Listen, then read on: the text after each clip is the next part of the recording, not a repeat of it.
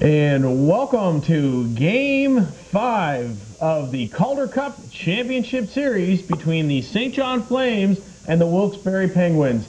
Dave DeLine along with my partner Steve Ryan back in the chair again for another night of exciting hockey. Obviously we want to welcome the province of New Brunswick, who's tuned in tonight for some great AHL action, and of course the city of St. John, who's been all out in force this week supporting their St. John Flames. And we're going to get set for a heck of a hockey game tonight. Seen a lot of hockey obviously over the last couple of weeks here, and going into this game, keys for the Flames. Where do you see this win coming from? It begins and ends with Martin Brochu. He has to be sharp. He has to be very good tonight. You're in the other team's barn.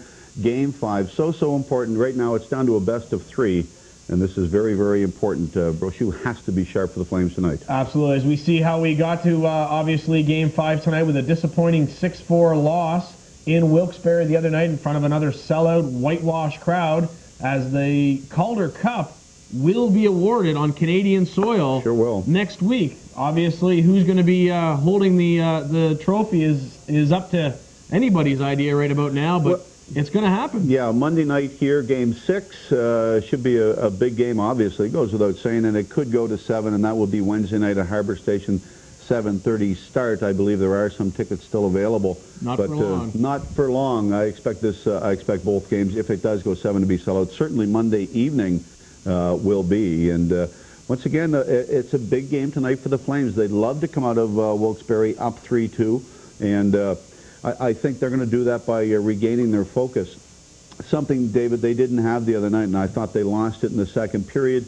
Certainly the long shot by Cull, it kind of threw everybody on that team off, and we wondered at the time, was Martin Brochu going to be replaced by maybe Levente Zuper? That didn't happen. Playfair deciding to stick with them. But once again, getting back to the Flames, their success, really it has to key on Martin Brochu for tonight. Yeah, and the keys on both sides of the ice is going to be the team that makes the least amount of mistakes. A lot of mistakes the other night, absolutely. Errors in the defensive zone.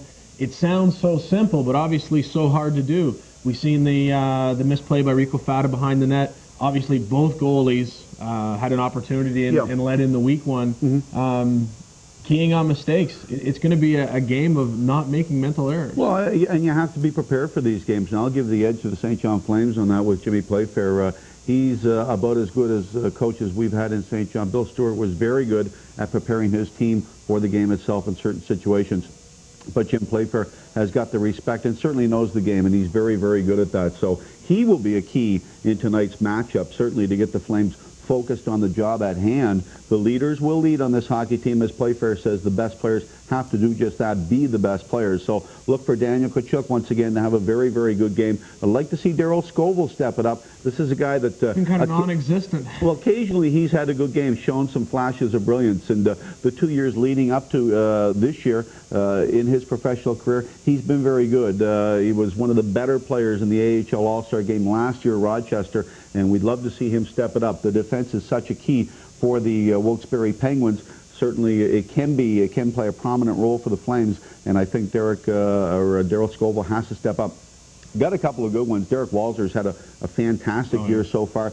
Steve Montador's brought his game along admirably. He's played very well. Mike Martin is another key. Mickey DuPont. So the Flames aren't going to take that big a backseat to the very good defense of the Penguins. But once again, talking about keys, certainly the Penguins' defense has to be a key for that hockey team tonight. Yeah, absolutely. The Penguins, as we've seen with the call-ups, or I guess the bring-downs, as far as after the Pittsburgh Penguins were eliminated with Ferentz and Kraft.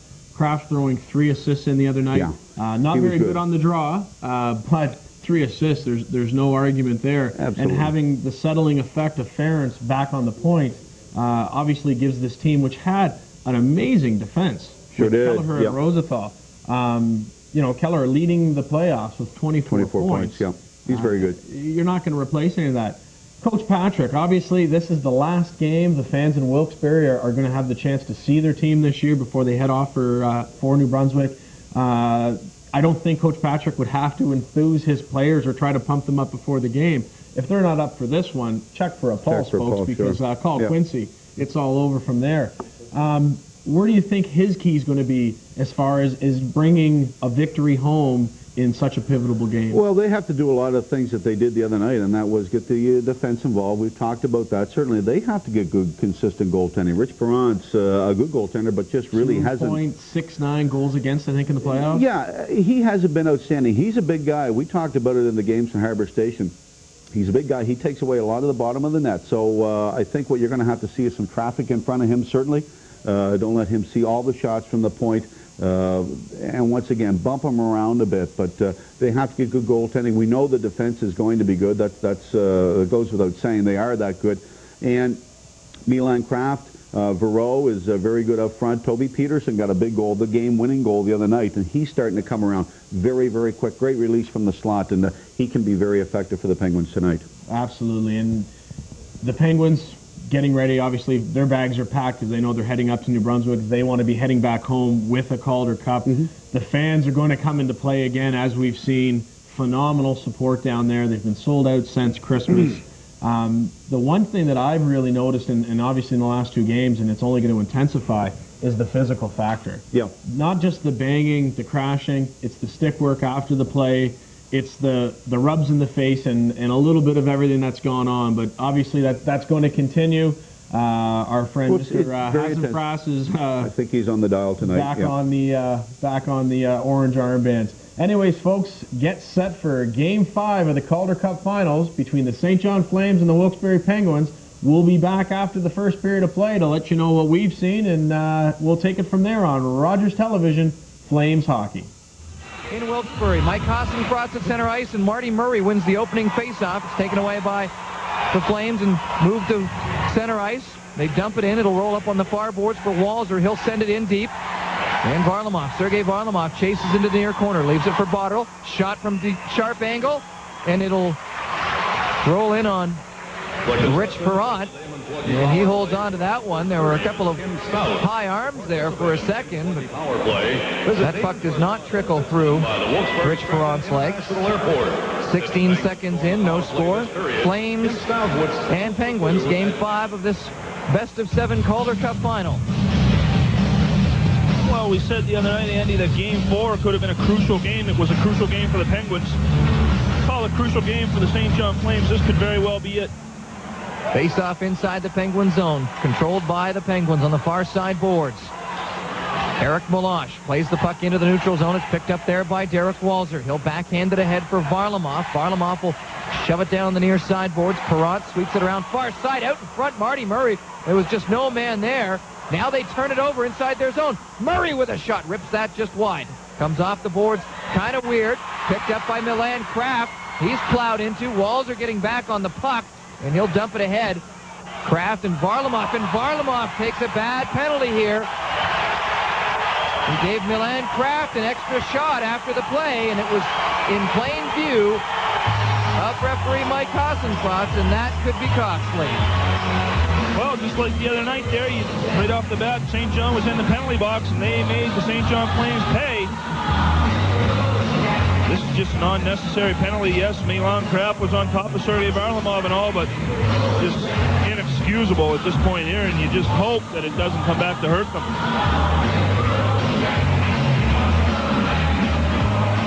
St. John penalty on number 29, Sergei Varlamov. So that'll put the Penguins on the power play, 23.4% effective, 26 goals on 111 opportunities in these playoffs. 3 of those power play goals coming the other night in the 6-4 victory over the Flames in Game 4. The killers out there for the Flames, Steve Bégin, Chris Clark, Mickey Dupont, and Rick Mrozek, who've been by far the best defensive pairing in this series. Here comes Kraft over the St. John blue line, rips a shot. That is played by Brochu off to the side. Now at the blue line, Michael Roosevelt across for Kelleher. They send it deep for Toby Peterson. Kelleher rips a shot, and that one's wide again. Bégin might have gotten a piece of it, and it comes outside of the blue line. Roosevelt has to check it up at his own blue line. Sends it ahead for Billy Tibbetts. He'll roll it in on Brochu. Dupont picks it up, can't clear the zone, knocked down by Peterson. Peterson into the middle for Kelleher. He'll hold. Roosevelt now. He'll skate into the middle. Throw it towards the net. It's high up over the net of Martin Brochu. Peterson out of the corner. Kelleher shooting. That's high off the end glass as well. Tibbetts plays it in behind for Kraft. Peterson now trying to get it back to Roosevelt. Knocked down by Rico Fata. Bouncing puck picked up by Mrozik. Loses control. Kelleher. They tip it past Brochu and score.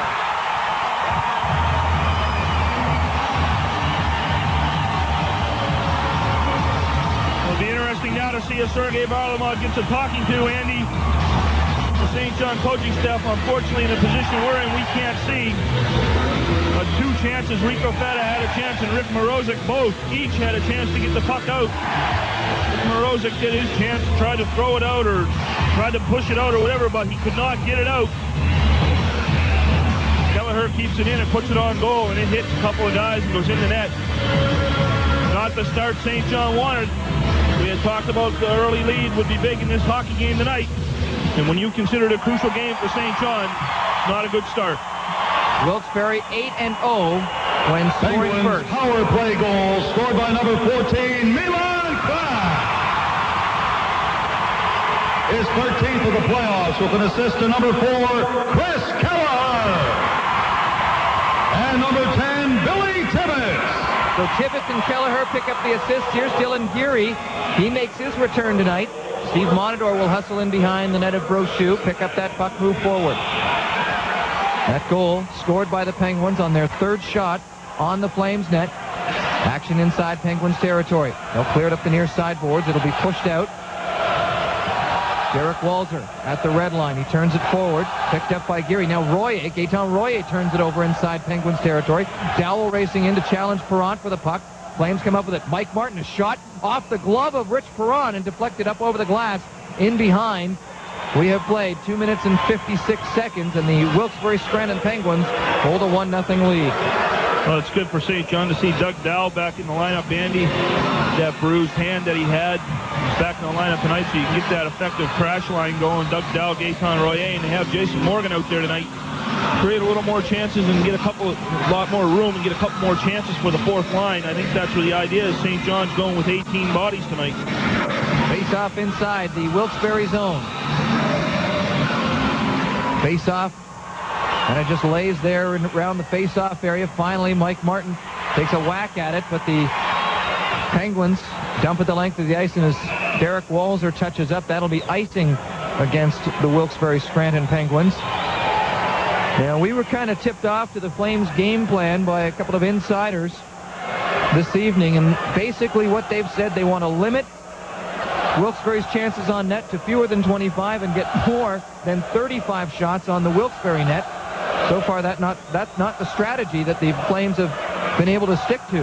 Well, 17 minutes to go in the first. Here's Mike Martin with a blast, and Rich Perron able to see that one all the way and hold on in front of the Penguins' net. I was about to say 16:51 to go in the first period, along with the rest of the game. And St. John, if they want to keep that, they've only got 21 more shots to give up. And then that plan goes out the window. And we have seen the Flames hold opponents and these Penguins, as a matter of fact, to a very limited number of shots, so it can be accomplished.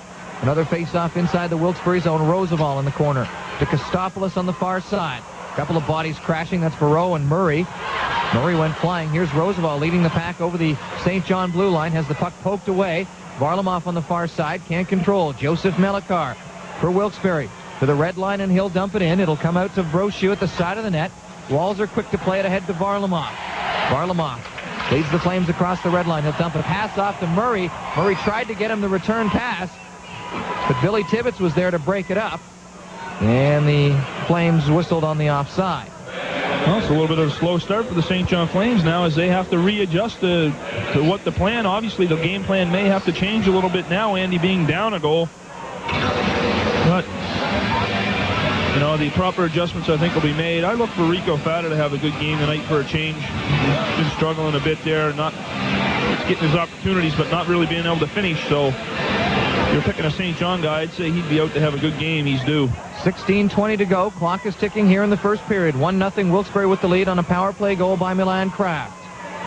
On the far side of the ice, Brendan Buckley brings the Penguins forward. He'll dump the puck into the St. John zone. Dupont in behind his net to pick it up. Ahead on the far side for Roach. He'll throw it into the middle for Blair Betts. Betts to the blue line. The puck takes a weird bounce off the glass. We've seen more than the usual number of bad bounces off the glass here. They've gone in favor of both teams, and that one definitely going for the home side.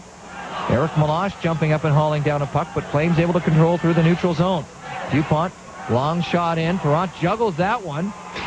Roach rides his man into the boards in the corner. Penguins come away with the puck. Lead pass for Alexander Zavakin, and if Steve Montador can get to it first, they'll whistle that one down as icing. And Montador does indeed get there first. Bill Tibbetts is in there. He's a little bit upset with Dave Roach, who crashed him there as he was making a line change. As the puck was going down for the icing, Tibbetts was coming out of the bench, and then Dave Roach was going for his line change and just crushed him. Billy Tibbetts not too happy about that. Well, we want to pass along a hello tonight to Jamie Logan, son of Jill Logan, who works in the Flames front office. We're told to say hi during the first period. I think that's probably because Jamie might be headed to bed sometime soon. Well, I'd have to think so. Might be past his bedtime in the next couple of minutes. Who knows? Anyway, Jamie, your mom says hi. Face-off inside Penguins territory. Now Billy Tibbetts ejected from the face-off circle. Not too happy with that as he skates away. Alexander Mathieu comes in to challenge Daniel Tkachuk. Tkachuk able to win that draw back. Scoville, blue line, holds it, skates into the middle, backhand, can't get it to go. Oh, just off to the side of the net. Steve Bejan got to it, but it was with the skate held in on the far side by Varlamov. Varlamov trying to hold it in one more time, can't do it. Tibbetts leads the rush. Pass off to Zavakin in front, rolled it right across in front of Martin Brochu. Brochu may have got a piece of that with the big mitt on the left hand. Scoville once again leading the rush in. He'll hold at the blue line, dump the puck in and head to the Flames bench. Tibbetts upended in behind the play. Penguins cruise into the neutral zone once again. Mathieu off the far boards. It'll roll behind Brochu. Walzer there to pick it up. Walzer comes out from in behind the net of Brochu. Ahead to Varlamov. Long shot in. It hits Trent Cullen. Goes off the board, off his padding and deflected just away from him. But it's enough to create an offside situation for the St. John Flames. It is indeed an offside situation, Andy, but now we see the line change up here now for St. John. Marty Murray centering Jason Botterill and Chris Clark. Sergei Varlamov, I don't know if it's because of the long shift that he just had and the change just occurred. This should be interesting to see. A little bit of crash and bang in Clark instead of Varlamov's finesse. Long dump-in shot by Mike Martin, played by the Flames. They'll turn it over at the blue line, though, as the Penguins come ahead. They're almost stripped of the puck. Toby Peterson has to turn back inside his blue line. Now lead pass for Sonnenberg. It bounces off his stick. Clark touches it the other way. At the blue line, big crash. Sonnenberg and Botterill. Clark off the boards, looking for Martin in the middle. Martin turns it in front. Botterill holding on! Oh, and Perrant gets to it. Botterill with maybe too much patience there with the shot on Rich Perrant, who tried to follow him all the way and then still follows Jason Botterill, maybe taunting a little after the fact. Well, Jason Botterill continues to struggle, Andy. Nice play here by Marty Murray. He keeps the puck in. Jason Botterill all day long. He just couldn't get it upstairs. Give that man some Viagra. Oh. That one just did not find its way up. 14:15 to go, first period. Wilkes-Barre with the 1-0 lead. Morozic at the blue line. He'll play it off the end boards. It'll float in behind Perrant. Dowell in the corner. Plays it for Morgan. Morgan lost it. Verreau taps it upside the near side boards. Tipped in front by Jason Morgan. And it goes to the far corner. Bonvie trying to knock it out. Morozic holds and then is plowed over. And a charging penalty going to go the way of Darcy Verreau as Rick Morozic was hit by a Mack truck. And listen to the fans here in Wilkes-Barre. They're not happy with Mike Hasenfratz. Well, he leaves his feet, too, here to lay this check on Rick Morozic. So that's the obvious charge. And now Mike Hasenfratz over giving a talking to Darcy Verreau. We have 13:55 to go in the first period. 1-0. Wilkes-Barre with the lead. This is Game 5 of the Calder Cup Final, and you're listening to it here on Home Hardware. Flames Hockey on Country 94. For those... Rogers Cable proudly supports Child Find in their search for missing children across the country.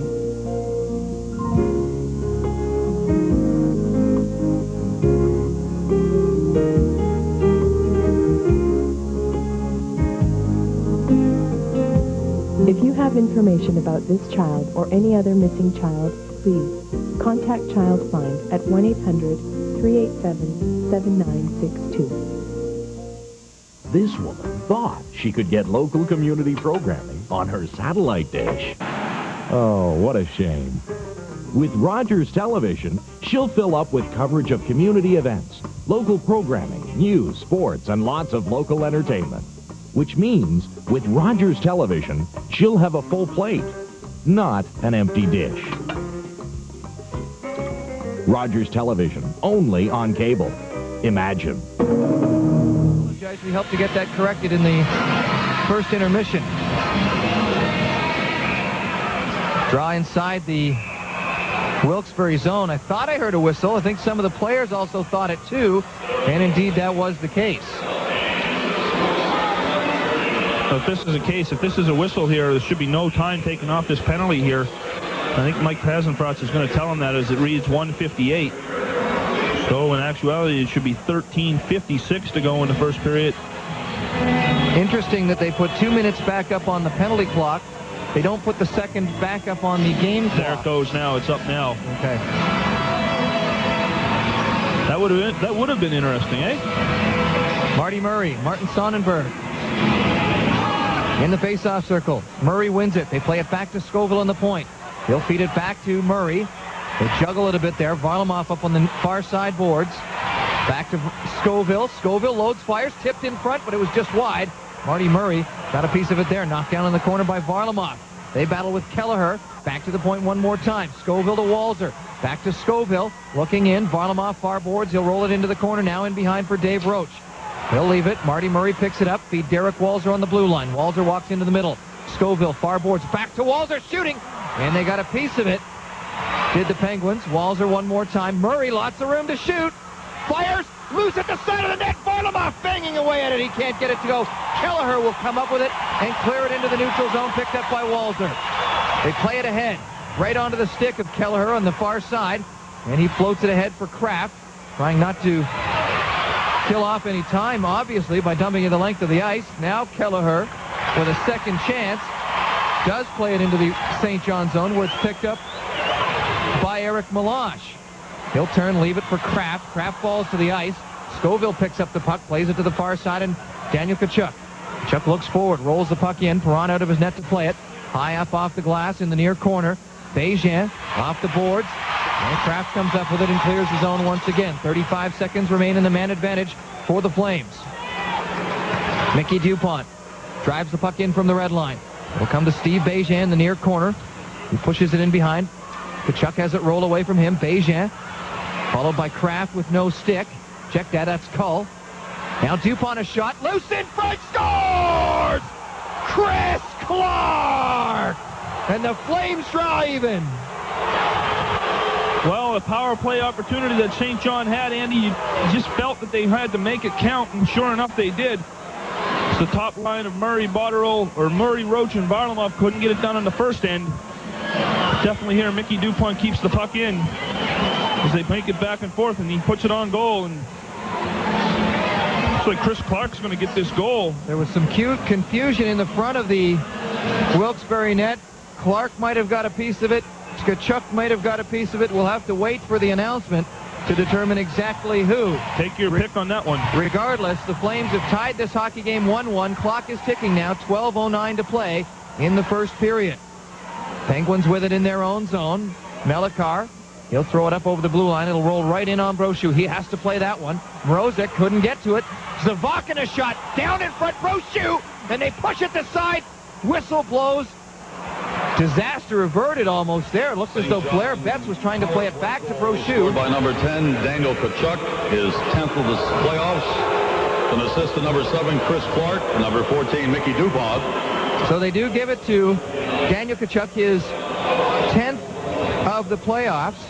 That gives Daniel Tkachuk points in 6 straight games. And now he has 19 points in the last 11 playoff games. He's got goals in 4 straight games. Daniel Tkachuk with an incredible run here late in the postseason for the Flames. Clark and Dupont with the assist on the goal at 7:49 of this first period. Flames tie this game at 1. At the blue line of the St. John Flames. Puck knocked around there, cleared to the near side. Mike Martin now brings it to the red line, and he'll drive it in on Rich Perron. Blocker save, push to the far side board. Picked up there by Melikar. He's stripped of the puck. Marty Murray turns out of that corner. Flipped up. Bet Tibbetts able to come up with the puck. He's hit heavily by Chris Clark. Clark getting the stick up a little. No! Billy Tibbetts getting the stick up a little bit. And the Flames are going to have another power play opportunity. Billy Tibbetts, we've seen him with some antics in the penalty box thus far in the series, but he kind of goes calmly and patiently that time. And it's funny, I was telling a story in Game 3, Andy, about how I first came across Billy Tibbetts playing in that Massachusetts Summer League outside of Boston. Well, St. John's Chris Clark plays in that Summer League also. So they know each other fairly well. I mean, this is just a case where you could have picked either guy. It's just Mike Hasenfratz took the second high stick. High sticking the call against Billy Tibbetts. And for Tibbetts, for those of you paying attention, he cannot cross the Canadian-U.S. border. So this is his last game of the season. Wants to make an impression, has an assist here on the Wilkes-Barre goal tonight, but now sits in the penalty box. And St. John looking to make it 2 straight power play goals. Derek Walzer, lead pass to Tkachuk. Tkachuk ridden into the boards by Brendan Buckley. And that'll create an offside situation rather dramatically. Big hit there along the boards. And you know the Wilkes-Barre Penguins are going to be coming out trying to hit. I mean, they hit the other night. It worked to their advantage. You know, a couple of breaks they got. Not that St. John didn't get any breaks in that game, but, you know, I found that Scranton Wilkes-Barre Penguins came out hard and hit a lot more than any other game that I had seen. Face-off just outside of the Penguins' blue line. Sonnenberg and Tkachuk. Tkachuk wins that. Walzer slaps it in off the near side glass, bounces right in front of Perrant. He plays it for Kelleher, and Kelleher brings it off the glass again and rolls it right down on Brochu. Brochu pushes it to Scoville. There's one of those weird bounces again off the glass we were saying earlier. We've seen more than the usual number. Scoville rings it off the glass. It'll float to the far side. Off the boards. Tkachuk back to the blue line and Scoville. Back to Tkachuk. One more time to Scoville. Near side Walzer. Couldn't get all the wood on that one. Fata now from in behind. Near side corner back to the blue line and Walzer. Over for Scoville. Back to Walzer. Walzer turns. Sends it deep for Scoville. He's pinching in. Fajan from in behind. Tkachuk couldn't handle that pass. Tries to return it. Now Tkachuk on the near side boards. Looking in. Walzer on the blue line. Fakes. Now he'll send it forward off the leg of Christopoulos. Walzer gets it back. Tkachuk near side. Back to Walzer. Walzer loads, fires off the stick of Martin Sonnenberg, and that one gets high up over the glass, up into the second level here at the First Union Arena and out of play. 10:15 to go, first period, 1-1 is the score, and the Flames with 50 seconds remaining in their man advantage. Well, the first minute, 10 seconds, Andy, they move the puck along, they move it along the blue line very well. They don't really have an opportunity to get anything clean on Rich Perrant. Derek Walzer here is battling with Tom Christopoulos, who has no stick. He gets in front of one. Eventually the puck gets back to Walzer, and he drives it again, and it goes 20 rows back. Now you see the regular number 1 power play unit for St. John now. Varlamov, Murray, Botterill. Although Botterill not out there. Dave Roach out there. Monador and Dupont on the blue line. Monador with the puck. Banged away at by Trent Cull, and he'll have to chase it back into the neutral zone. Send it far side for Dupont. Dupont backing up inside his own zone. He'll move right in behind Martin Brochu. Now he'll start out. He'll skate to the red line. Drive it in off the end glass. Into the near side corner. That puck bounces. Roach to Monador on the blue line. He'll send it back into the corner for Varlamov. Up the near side boards, Murray. He skates away from Milan Kraft. Turns at the boards. Monador, blue line. Back to Murray. Murray on the blue line now as they rotate this around. Shot off the end boards. And Rich Perrant will just reach out and stop that one at the side of the net as it came off the end boards. Well, once again, they move the puck around well on the power play situation. Get a shot towards the net. It's got to get on goal, though. I mean, you need pucks to hit the net. As Marty Murray tees one up and shoots it in here. He bounces it back, and that's just an easy grab for Rich Perrant to make. With 13 seconds to go on the power play here, 9:38 in the first period. And the noise generated mostly by the excess wattage they pump through the speakers here. I think that's half the reason this building is so loud. Also, Andy, I was noticing here the other day that they don't have the cones in the roof. And what I mean by that there is you see all the big buildings these days have sound cones that catch some of that sound, so it's not like the echoing sound that you get. This place just echoes. Face off inside the Wilkes-Barre zone. Echoes. Chuck and Sonnenberg. Echoes, echoes, echoes. Sonnenberg able to turn it back into the corner. Bejan dumped, and the puck goes off him, and that's off the face that he injured the other night. Steve Bejan with just no luck here in Wilkes-Barre. Let's just hope this isn't... Oh, I never thought I could see a guy's face be as bad as Steve Bejan's is. But this one here just went off the kisser again, so he is definitely bleeding again. Poor Steve Bejan is just... he's just a mess. Looked like the puck this time. If you're watching this game on TVNB, you see Steve Bejan in considerable distress. Brian Miller out on the ice. And Steve Bejan, who had briefly a full-faced visor on after getting struck by Chris Clark's stick the other night.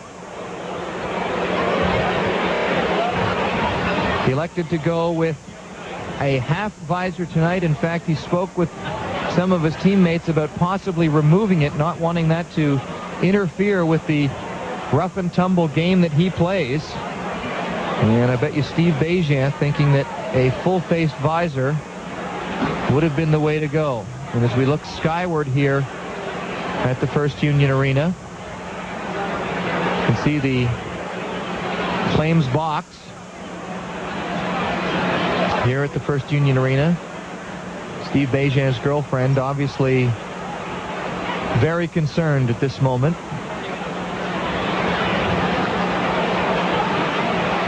Looks like they got the EMTs ready to come out on the ice to assist Brian Miller. But Steve Bejan now Bejan comes up off from his lying position, gains a knee, up on both feet. He pretty much under his own power, but with a little help from Brian Miller and Mike Martin, will make his way to the Flames bench. This has not hit the side of the face that Steve Bejan injured the other night. It has hit the right side of Steve Bejan's face, so Steve Bejan getting it from all angles in this playoff series. I think Steve Bejan wants to go to the Flames dressing room under his own power, but he has a tight grip on Brian Miller, and Brian Miller has a tight grip on Steve Bejan. Talking with Jim Playfair today, you heard it in our pregame chat with the Flames head coach. Steve Bejan is the kind of guy who inspires everyone else in the Flames locker room. To a man, they watch Steve Bejan's effort night in and night out and see nothing but commitment to St. John and the Flames organization in every movement that Steve Bejan makes.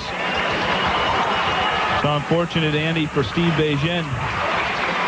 I would call him a real trooper if he comes back after this here. He's already closed up on the left side of his face. He can hardly see out of that eye now, and he's a gamer and a trooper just for going out there and playing. But that's the guy, Steve Bejan, the kind of player he is, and he expects it. That's the way he plays the game, and no other way, crash and bang style. But unfortunately, it's the puck that gets him this time. There was some concern that Steve Bejan might not come back to the game on Wednesday. He did. So it's quite likely we haven't seen the last of Steve Bejan tonight if Steve Bejan is Steve Bejan. But then again, this incident looked a little more painful and a little more concerning than what we saw on Wednesday night. Well, obviously, too, and with him not really being able to probably to see as clearly as you'd like to out of the left eye, with this injury occurring around the left or the right eye, you know, he's not really seeing 100% out of that one eye anyway, so that may cause him to think a little bit also. But until we know the full status of the injury, you know, it's tough for us to report about it. But just from seeing that there, the way that Steve Bejan was hanging on to Brian Miller for dear life, you know, obviously shocked and scared of the situation. So hopefully, let's just hope it's not around the eye. And there's a guy wearing the visor tonight. You know, he wanted to. There was talk that he was not going to wear the visor. he was going to take it off because that's the way he plays the game. But right now, thankfully for him, he kept it on. 9:33 to go first period. We've got a tie hockey game, 1-1. We've seen Steve Bejan leave this game. We'll look for his return tonight or some word on his condition. Face off outside of the Wilkes-Barre blue line. Penguins control. Let's remember the Flames are on the power play. Derek Walser feeding it ahead as Billy Tibbetts emerges from the penalty box. And he's the one to play the puck down into the Flames zone. Far corner, Botterill picks it up and moves forward. Can't get it by Peterson. Walser has to come over and help out. Now through the neutral zone. Penguins push it back. Martin ahead to Murray. They gain the Penguins blue line. Murray knocked off the puck by Joseph Melikar. And now the puck fed ahead to Sonnenberg. Penguins play the puck into Flames territory. Kostopoulos chasing Walser out of the far corner. Ahead to Botterill. Botterill hit heavily. Puck rolls to the side of Brochu's net. I think that was Greg Crozier that caught Walser almost with the head down. Now in the near side corner, Walser ties up Kraft. They fight for the puck. Kostopoulos and Clark there poking away at it. It rolls free for Kostopoulos. Clark right on top of him, shoving him to the ice. Murray on the near side boards. He'll play it into the neutral zone where Chris Kelleher finds it for the Penguins. Ahead to Kraft over the blue line. Shot towards the net, and that might have got off a stick. But that is up over the glass and out of play. 8:21 to go in the first. 1-1, Flames and Penguins. Well, I think St. John's going to have to try to get and slow Milan Kraft down. He was on the ice the other night for all 5 goals that were scored at regular, without the empty net goal. He was on the ice for all 5. Takes a lot of attention, that guy, and St. John might want to try to hit him or keep somebody around him as much as possible, but doing that, it frees up ice for everyone else. Play back underway in the neutral zone. Ferentz trying to play it forward, but he was attacked right away by Blair Betts, who able to tie up that puck long enough. The whistle blows. I believe that the Flames are caught in an offside situation. 8:12 to go now here in the first. 1-1 the score. Obviously some concern continues to linger for Steve Bejan, taken off the ice here tonight after being struck on the right side of the face by a puck. In the neutral zone, Darryl Scoville will drive the puck in play into the Penguins zone. Flames pick it up in the neutral zone as Wilkes-Barre clears. They'll get it back across their own blue line. And Andrew Ferentz on the far side of the ice, checked right off the puck by Dave Roach, and once again the offside blows as Dave Roach had not gained the blue line in coming out, or at least the Flames hadn't, but maybe Andrew Ferentz, knowing that, allowed Dave Roach to pick up the puck. But either way, to see a defenseman the quality of Andrew Ferentz checked off the puck so easily, that was a bit of a shock. That was a bit of a shock, Andy, but there's that offside again. I just so wish that they would go back to the touch-up offside. Not the touch-up, but where the guys come outside the line and then the play goes. Speed this game up. There was a needless whistle.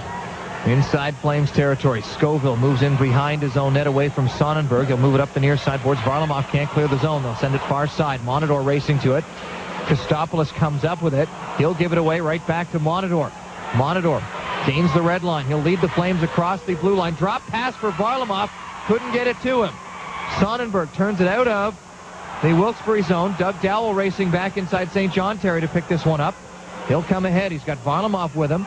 He'll lift the puck high up over the head of Joseph Melikar, then head to the bench.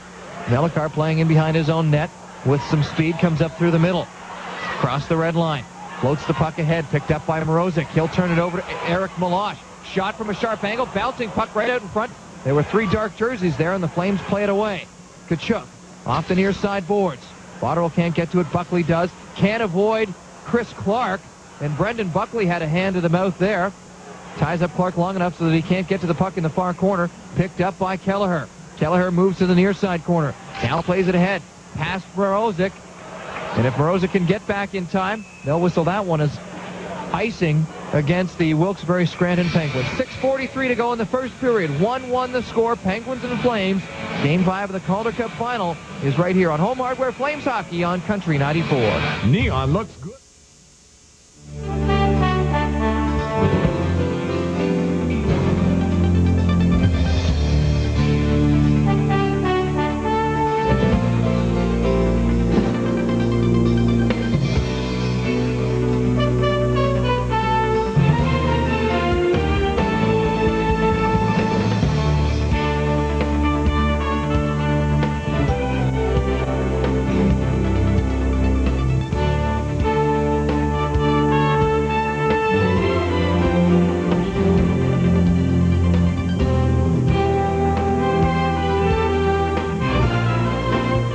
Wilkes-Barre. 1-1 the score here in the first period. 6:25 and the clock is ticking here. Chris Clark playing the puck deep into the Wilkes-Barre zone. Trent Cull can't clear it at the blue line. Nice job from Mrozik to get up and bring that one down. Now the Penguins able to play it ahead, though, as Mrozik had fallen after making that jump up. Floated ahead. Rico Fata can't glove it down. Trent Cull inside the Penguin zone. He'll play it ahead. Savakin. Rink-wide pass for Mathieu. Mathieu has Tibbetts with him. He'll just wrap it off the boards on the far side. It'll float in behind Brochu. Picked up by Roach. He's hit immediately by Mathieu. He'll play it off to Tibbetts. Tibbetts back to the blue line. Melikar's shot deflected wide by Fata. Betts up the far side wing. Plays the puck into the Wilkes-Barre zone. Chasing is Fata. He rides Milosh into the boards. Check that Melikar into the boards. Roach, near side corner. They play it up the near side boards. It'll get out over the blue line. Tied up in behind the play. It was Roach and Melikar. They finally come to the Wilkes-Barre blue line. Here comes Betts up the near side this time. They stop right in between the two benches. Sonnenberg hits Fata off the puck, takes it and plays it to the far corner. Inside St. John territory. Walzer backhands it around to this side, and Mike Martin. Martin now comes forward. Lead pass for Gaetan Royer. His shot in off the leg of Kelleher, picked up by Peterson. Fed to Kostopoulos on the far side boards. They roll it in on Brochu. He leaves it for Monador. Monador to Dowell. Here comes Royer one more time. Can't get around Kelleher, so he'll fire the puck in. Perron comes out to play it. Up the near side boards. Bounces into the middle. Dowell turning with the puck, shooting. That's wide. Royer chases to the far corner. He's hit there by Buckley. Daniel Tkachuk now ridden into the boards by Buckley. Royer comes up with a puck. Feeds Scoville at the blue line. Scoville turns a shot towards the net. It's wide off the end boards. Into the near side corner. Buckley ahead to Crozier. Into the middle. Kraft. Cull checked right into the bench. Play continues. Crozier and Milosh in the far corner. Milosh falls on it. Dowell down there as well. Kraft trying to play it away from Monador. Monador now checks him into the boards. Puck comes up on the far side. In behind once again. Monador and Kraft go at it. They both fall to the ice.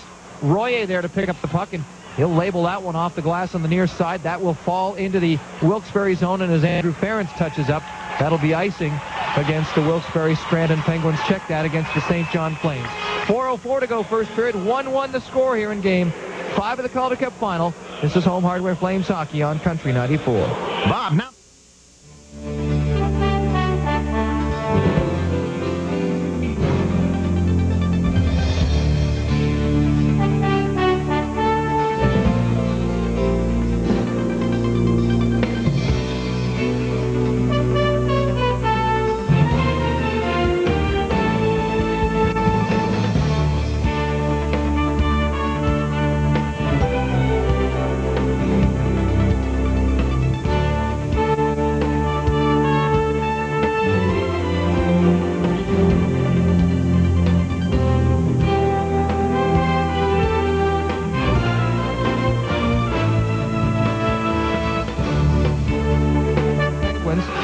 Taking it away from Milan Kraft and giving it to Billy Tibbetts. Kraft will not factor in the scoring at all.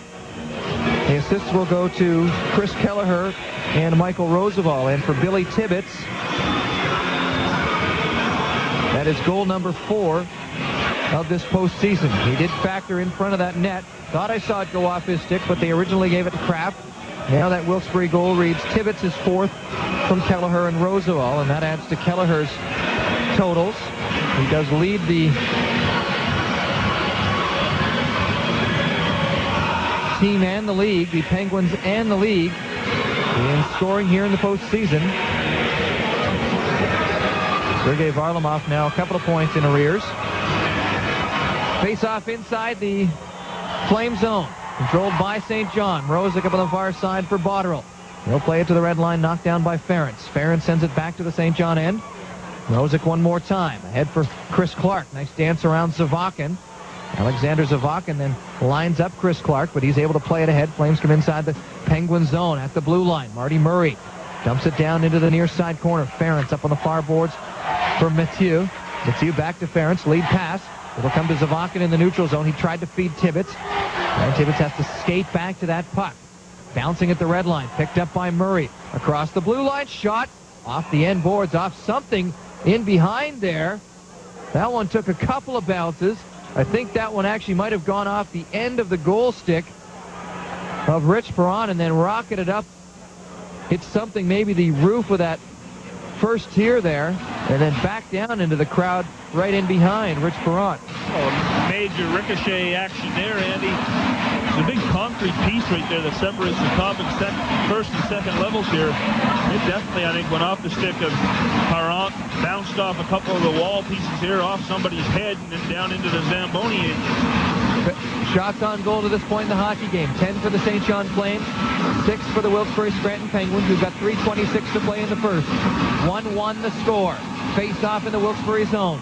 Penguins control. Melikar. They knock Fata down. He's on the ice.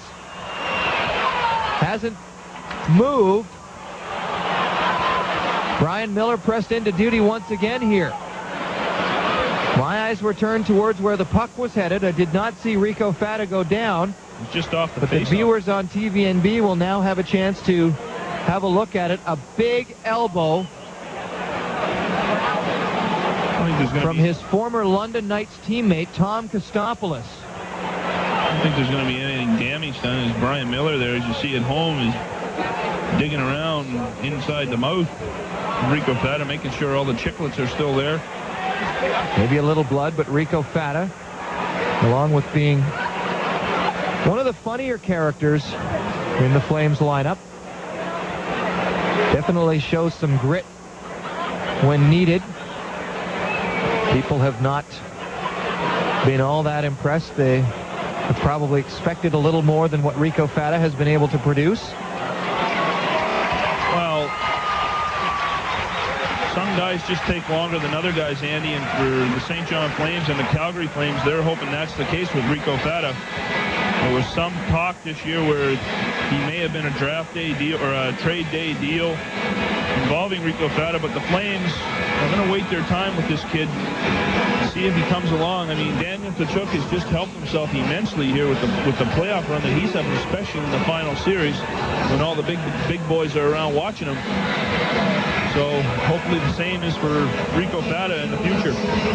Greg Button, the general manager of the Calgary Flames, and Calgary Flames head coach Greg Gilbert are in attendance here tonight. Both will be joining us in the coming intermissions. Button in the first intermission, Greg Gilbert in the second intermission. Here's Jason Morgan feeding Daniel Tkachuk across to Gaetan Royer. He'll flip the puck into the Wilkes-Barre zone. Turns it back into the near corner. Greg Crozier picks it up. He wants to play it in behind the net for Roosevelt. Roosevelt can't do much with it as Melikar has it knocked away. Tkachuk comes up with it, trying to feed Royer in the middle. And now the Penguins clear it into the neutral zone. Walzer ahead to Royer. Royer's seen some considerable ice here in period number 1. Melikar now from in behind his own net. Lead pass on the far side for Meloche. Eric Meloche, the son of former Pittsburgh Penguin Gilles Meloche. Botterill forcing a turnover in the neutral zone inside Penguins territory. Can't float it ahead to Chris Clark. Now Murray with a turnover of his own. Sends it toward Perron. He plays that one easily to the far side boards. Another shot from a sharp angle. That's in behind. Sonnenberg up off the near side. Sends it far side. Kostopoulos and Monador in a foot race. Monador sending it back into the neutral zone after winning that foot race. Chris Kelleher turns at the blue line. Sends it cross ice for Buckley. He'll get it back. Come to the red line and drive the puck into the St. John zone. Near side corner. Sonnenberg and Fata crash there. Turn toward the net. Tip. Brochu has that. And then Tom Kostopoulos plowed out of the way by Steve Monador. Mike Hassenfratz comes over, and look who's right on Kostopoulos' case. It's Rico Fata. He knows who delivered the big elbow. Those two, as we said, former junior teammates, both playing with the London Knights. I don't know that these folks here in Wilkes-Barre know that, but most nights, Rico Fata and Tom Kostopoulos would be inclined to sit down and have a beer together. Tonight, however, they're inclined to jaw at each other, and maybe in Rico's Fata's case, more literally than figuratively. Well, friendships are put aside in the finals and the playoffs. In any hockey game, you have to put friendships aside. One would have to imagine they became pretty good friends. They played together for so long in London. But hey, you do what you have to do to win the games. And 3 seasons his teammates did those two. Here's Rick Mrozik inside St. John territory. He'll skate the puck up over the blue line to the red line, drive it in on Perrant, bounces off the end boards, lies in behind the Wilkes-Barre net, picked up by Roosevelt. Roosevelt up off the near side boards, he feeds Mathieu. Mathieu just avoids the check, couldn't play the puck. It bounces right in front of him. Roosevelt plays it far side. Now Tibbetts to the red line, fakes the dump-in shot, comes to the blue line, drives it in on Brochu, and Brochu with the stick, sending that one high up and out of play. We've got 1:26 to go here in the first period. 1-1, Penguins and the Flames. Well, there hasn't been much coming from the Penguins or the Flames, really, in the last 2 or 3 minutes of playing time. A lot of neutral zone stuff. Pucks going out of play, offsides. Martin Brochu was tested there for the first time in a while. That's just the Penguins' 7th shot of the period. Well, we have been hosted very well here in Wilkes-Barre, and we'll talk about that in a minute. Play back underway as Milan Kraft beats Daniel Tkachuk in a draw. They drive it right in on Brochu. He drops it for Mickey Dupont. Dupont looking forward and skating forward now. Past Kraft to the red line. Throws one in on Rich Perrant. Perrant has that in the glove, and with Gaetan Royer cruising in. And Royer getting a little too close in the mind of Trent Cull, and then Cull pushes him right out of the way. But I was going to say the hospitality here in Wilkes-Barre has been absolutely phenomenal. Marge Nagel, who is with the Igniters, the Flames Booster Club, came up to me tonight, said the Booster Club of the Wilkes-Barre Scranton Penguins has hosted them phenomenally. They sent food over to the Flames Booster Club's hotel last night. They took them out to dinner last night as well. Running into a few of the St. John fans down here. Foster Parfit, Dick Marston, Brian Beckingham. Saw them on the concourse here at the First Union Arena prior to the game, and they are absolutely loving their stay here. Penguins clear the zone with 70 seconds to go in the first period. Tied at 1 are the Flames and Penguins. Bouncing puck at the red line. Ferentz pushes it ahead right to Rick Morozic. Last minute of play here in the opening period. Andrew Ferentz turns back inside his own zone. He'll skate to the far side of the rink and come forward. Off over the blue line. Ahead to Meloche. Meloche with a bouncing puck. Brochu knocks that down and behind his net. Tkachuk into the near corner. And he'll bring the Flames out over their own blue line to center ice. Trying to drive it in off the skate of Trent Cull. That rolls into the far corner. Ferentz now settles in behind Perrant. Just momentarily, though. 30 seconds to play here. Botterill chasing Ferentz back to the red line. They drive the puck in. Peterson and Martin clash near side corner. They flip it in behind. Past Sonnenberg. It'll roll up the far side boards. Ferentz able to play it back near side. Peterson turns at the boards. Feeds Melikar. Puck back to Sonnenberg. Sonnenberg plays it in behind. Less than 10 seconds to play. Roach, check that. Botterill. Kostopoulos comes up with the puck. Feeding Melikar. Shot toward the net. Score.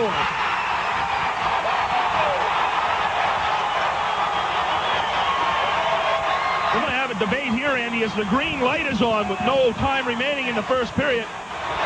This is going to be very interesting, and could be a huge, huge turning point in this hockey game and in this series. And now they do rule it as a goal.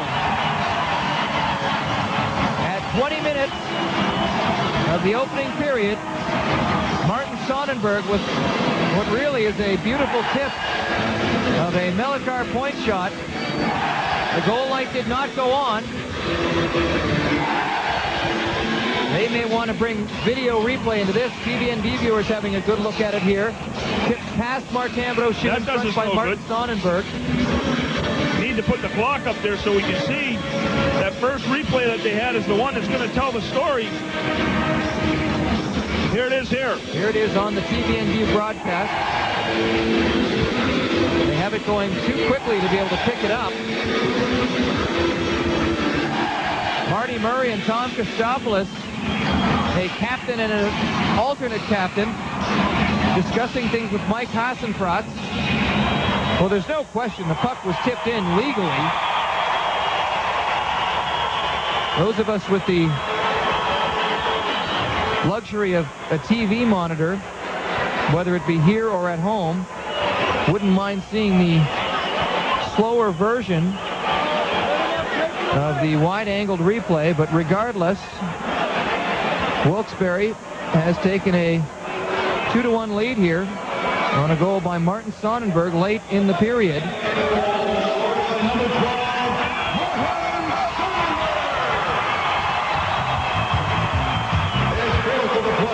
with an assist to number 9, Yusuf Malakov. And number 29, Tom Kostopoulos. So there's the goal. Sonnenberg from Melakar and Kostopoulos. And they really have no option but to make that 1959, which then in logic means there's still a second to be played in the period. I think we're going to finally see it here on the replay in slow time. Those of you watching on TVNB may be able to see this. Now you can say that the puck's going towards the net and the time that it takes for the goal just to put the light on is fine. Well, you really have to break this down and show it slow. You can't run it fast like they did at the last 2 replays. You have to break it down slow so that you can determine whether or not it was indeed in the net or not. But the final call here does rest with the referee. On the replay we're seeing now, Melakar with it at the blue line with 1.1 second left, firing it towards the net, tipped by Sonnenberg, and it goes in with about 1/10 of a second on the clock. So the goal and the call, good from the official standpoint. We can confirm that after seeing that. And that is where we stand after 20 minutes of play. Let's recap the scoring. At 1:59 of the first period, Billy Tibbetts scored his 4th goal of the postseason. Assisting on the play, Chris Kelleher and Michael Roosevelt. A power play goal that had Wilkes-Barre up by the score of 1-0. St. John answered about 6 minutes later, pardon me, at 7:49 of the first. Daniel Tkachuk with his 10th of the playoffs. A goalmouth scramble that also had Chris Clark involved. Clark draws an assist. And welcome back to the Rogers Television Studios in St. John, where after 20 minutes of play in Wilkes-Barre, a disappointing period for the Flames, a 2-1 lead by the Wilkes-Barre Penguins. Second goal, 1/10 of a second to go on the clock. Steve, you and I were commenting watching the first period that the Flames were going to be lucky to come out of this in a 1-1 tie. Well, they're down 2-1, and, yeah, and they are flat. They are flat. They came out flat. They continue to be flat throughout the period. One of the things we talked about, and we thought Jim Playfair...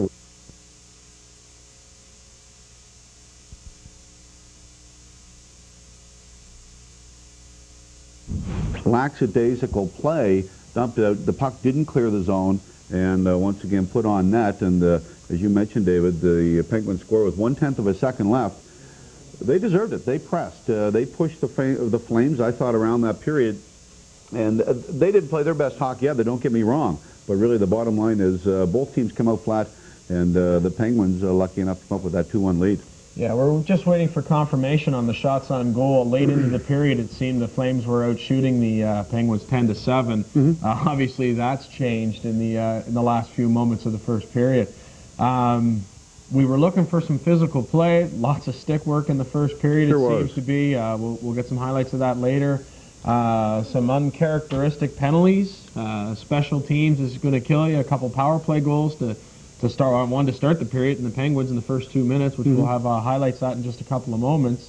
The Billy Tibbetts show seems to continue as he marched his way back into the penalty box with undisciplined play, as we're seeing on both sides. It wasn't unexpected. He and Vereau both took penalties again in the first period, and you know, really the Flames have to capitalize. They did score a power play goal, but their power play was terrible. Yeah, it really was. Not throwing the puck around, not getting it It's deep. ineffective, and you look at the things that the Flames seem to do very well, and that's get the shots to the point, but also cycle the puck down low very well.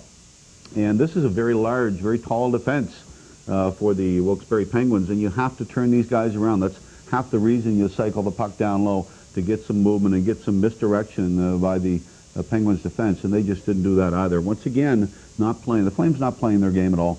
Yeah, we're going to take a look at that first goal at the 1:59 mark on the power play, which was eventually awarded to Tibbetts. You know, again, coming in from the point, man in front of the net, and it was unclear on who tipped it, but the official score has awarded it to Tibbetts as his 4th of the playoffs from Roosevelt and Kelleher. 25 points.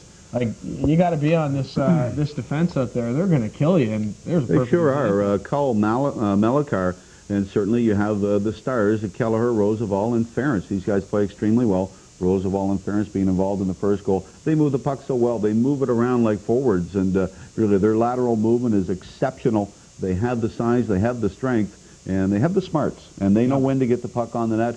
And you have guys like Barreau and Kraft and Billy Tibbetts heading towards the front of the net. The Flames, we've talked about this before, David, not an overly physical defense. Well, you're going to have to hack and whack. You're going to have to do something to clear out the front. They didn't do it, and Billy Tibbetts gets the first goal to put the Penguins up 1-0. Yeah, and again, we couldn't pick it up on that replay, but we seen it from another angle earlier, and both Fat and Morozic had an opportunity to get the puck out. In fact, Morozic carried the puck into the middle of the play, which is just that's a no-no when you're trying to kill a penalty off.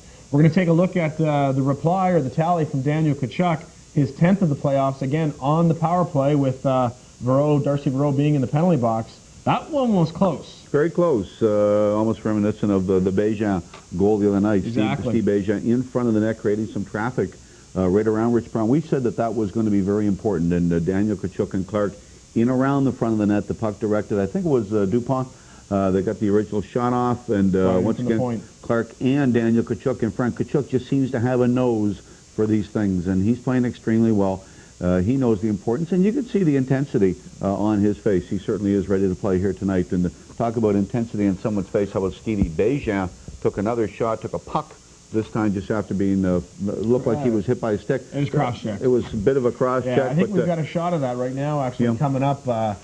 He was coming into this batter. As you look on the side, he took the initial cross-check right across the mouth, sat up, and then took the clearing pass, unfortunately. Yeah. And was obviously helped off by the training staff, and I think it was Daniel Tkachuk was holding on to him, heading off. He did not have his senses about him. He was wobbly coming off. Barely has 100% vision in one eye right now. And, That's right. And, you know, obviously we'd love to see him return. He is a battler. He's a tough guy, but, man, you don't like to see that in any level of hockey, obviously. No, and Stevie Bégin is what Jim Playfair described as really the heart and soul of this hockey team.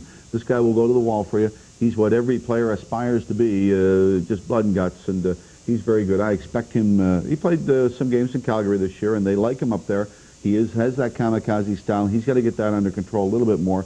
He can score some goals. He's had a pretty good playoff so far, but a very, very tough break in taking that puck to the face. Yeah, and we'll take a quick look at Rico Fata taking what looked to be either an elbow or a butt end to the mouth there right off the draw. Again, it seems that I don't know, almost identical plays, different face-off circles, but the Penguins are taking advantage of maybe the blocking of the vision of the referee to go ahead and do something. They're getting away with it. And you know, we were hard on Hassan Fratz 2 games ago. Boys, I tell you, you've got to call that. Yeah, and he missed it. And, you know, now you've got to get past it. Rico Fata is not having a very good first period. He's not having a good Calder Cup. No, not at all. And this is a guy with, you know, the natural tools this guy has, all the natural talent. I'd like to see him create a few more chances. That's just not happening, and he's getting it from media down there. He's getting it from media in Calgary, and he's getting it from media in this studio. Yeah. And we know Rico, and he's a buddy, but he has to elevate his play many, many notches to get the respect back of the people that expect him to be an integral part of this hockey team. Yeah, and obviously an integral part of an NHL franchise next year. But like you made a comment during the game, he could see himself in the East Coast League next year. Well, that was a little bit of a stretch, but we're gonna take a look at the last goal there, the 1/10 of a second on the clock. Mental meltdown as far as the Flames go. Not getting it out, not picking up the man. 2 men to the defenseman as he's dumping it in, leaving the player well in front of the net. I think, David, if you took every individual on the ice at that period of time while that play was going on, 4 guys right out to the blue line, unfocused, sitting back, they're playing really laid-back hockey, and once again, sometimes you tend to do that. You play a little bit scared, and that seems to me what the Flames are doing. We talked about focus, but you have to be hungry, and I personally thought after the Steve Bégin injury, when he went by the Flames bench, I'll tell you, if I'm on the bench, yeah, absolutely. You get a lift. You say, look, this guy will do anything, and he's taken so much punishment for the team, and he's done that all year. Let's get it going. I noticed Sergei Varlamov, his first 2 shifts. I watch Varlamov because he sometimes sets the tone for the offense on this hockey team. Certainly Roach, Marty Murray, and Sergei Varlamov. Very, very important line for this team. No jump in his step at all, and that's surprising because he's been good on defense. He certainly has parlayed some good offense into this series, but he hasn't had it this first period for the Flames. Yeah, and actually, we're going to take one more look at that goal. We've got the super slow-mo set up in the booth here. 3 seconds, the missed dump or the missed clearing pass as it comes across. You know, when you're looking at 1 second, it's still on his stick. You think there's no way this can go in, but 1/10 of a second as it crosses the goal line. Yep. The goal judge wasn't able to get the red light on. The green light had come on first, which signals the end of the period. But you know, obviously overruled from the referee, and he was in position to call it. Again, after 20 minutes of play, the St. John Flames are trailing the Wilkes-Barre Penguins 2-1 on an uninspirational first period. A little change in the lineup for the Flames tonight.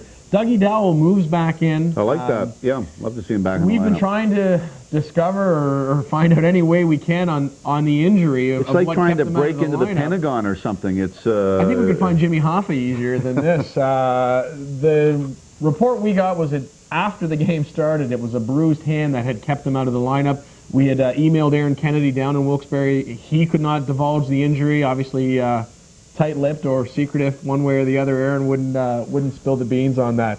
Anyways, we're going to head it to a quick break, and after that, we'll be back with a little more information on the first period. As after 20 minutes of play, the Penguins are leading the Flames 2-1 in Rogers Television Flames Hockey.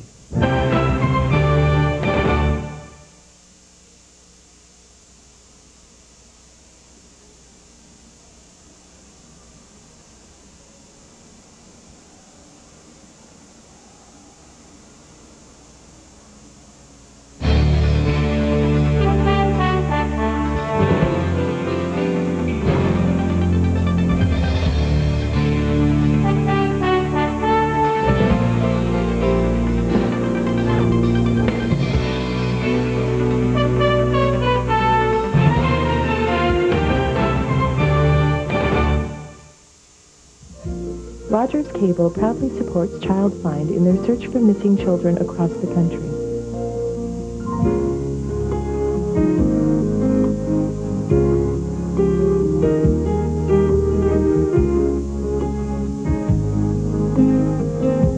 If you have information about this child or any other missing child, please contact Child Find at 1-800-387-7962. We watched the coolest thing about sharks. Did you know they can't stop moving even to sleep? Oh, yeah? In my class, we saw this cool show written by a girl our age about bullies. That was wicked. We got to see that last week in Miss Massey's class.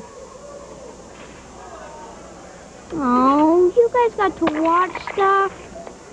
Cable in the classroom. Free. Only on cable. Imagine. In May, catch Charlie's Angels, an action comedy starring Cameron Diaz, Lucy Liu, and Drew Barrymore. And that's kicking your... See the animated adventure Dinosaur. Stand together! And watch Denzel Washington as a football coach in Remember the Titans. No, it's not fun anymore, not even a little bit. Viewer's Choice pay-per-view on Rogers Digital Cable, bringing hit Hollywood movies right to your home.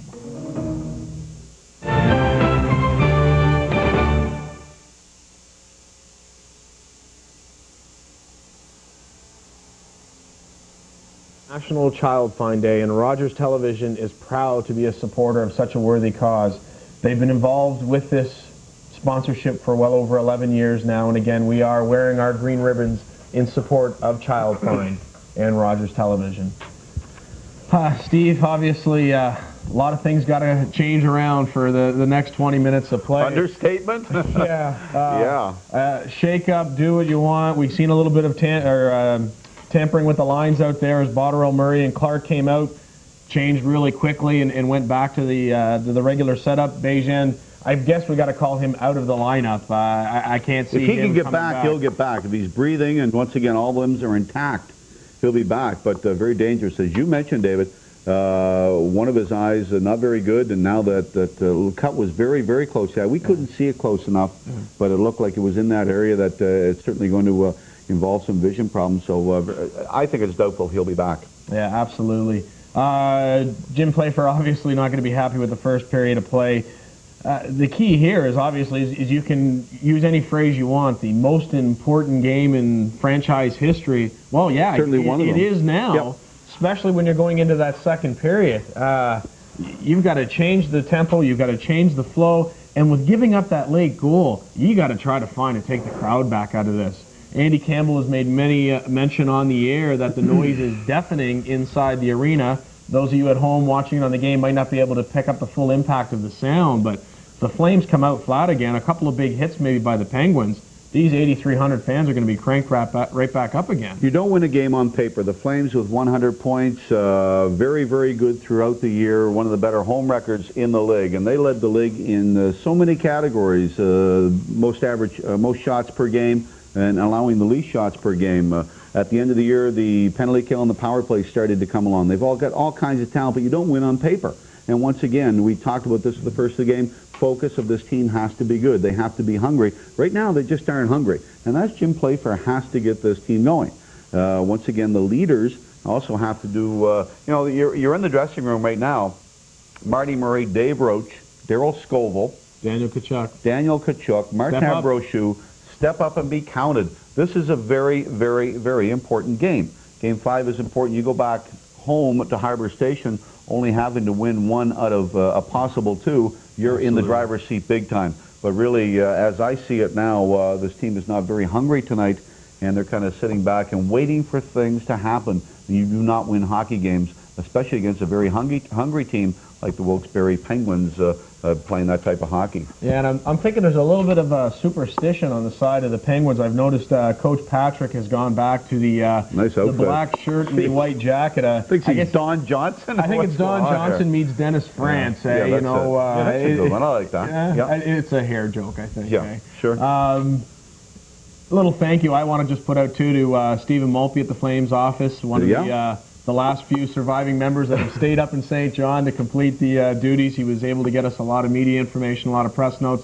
and, of course, everything coming from Nilson White, who is down in Wilkes-Barre with the team, setting everything up. So, guys, thank you very much for getting us that information. And that's right. Hope to see you back here Monday. As they're going to get ready to head to the second period of play in a couple of minutes, what's got to be going through Coach Patrick's mind right now? Hey, I've got the crowd back into it. I've got a lead. They didn't play overly well either.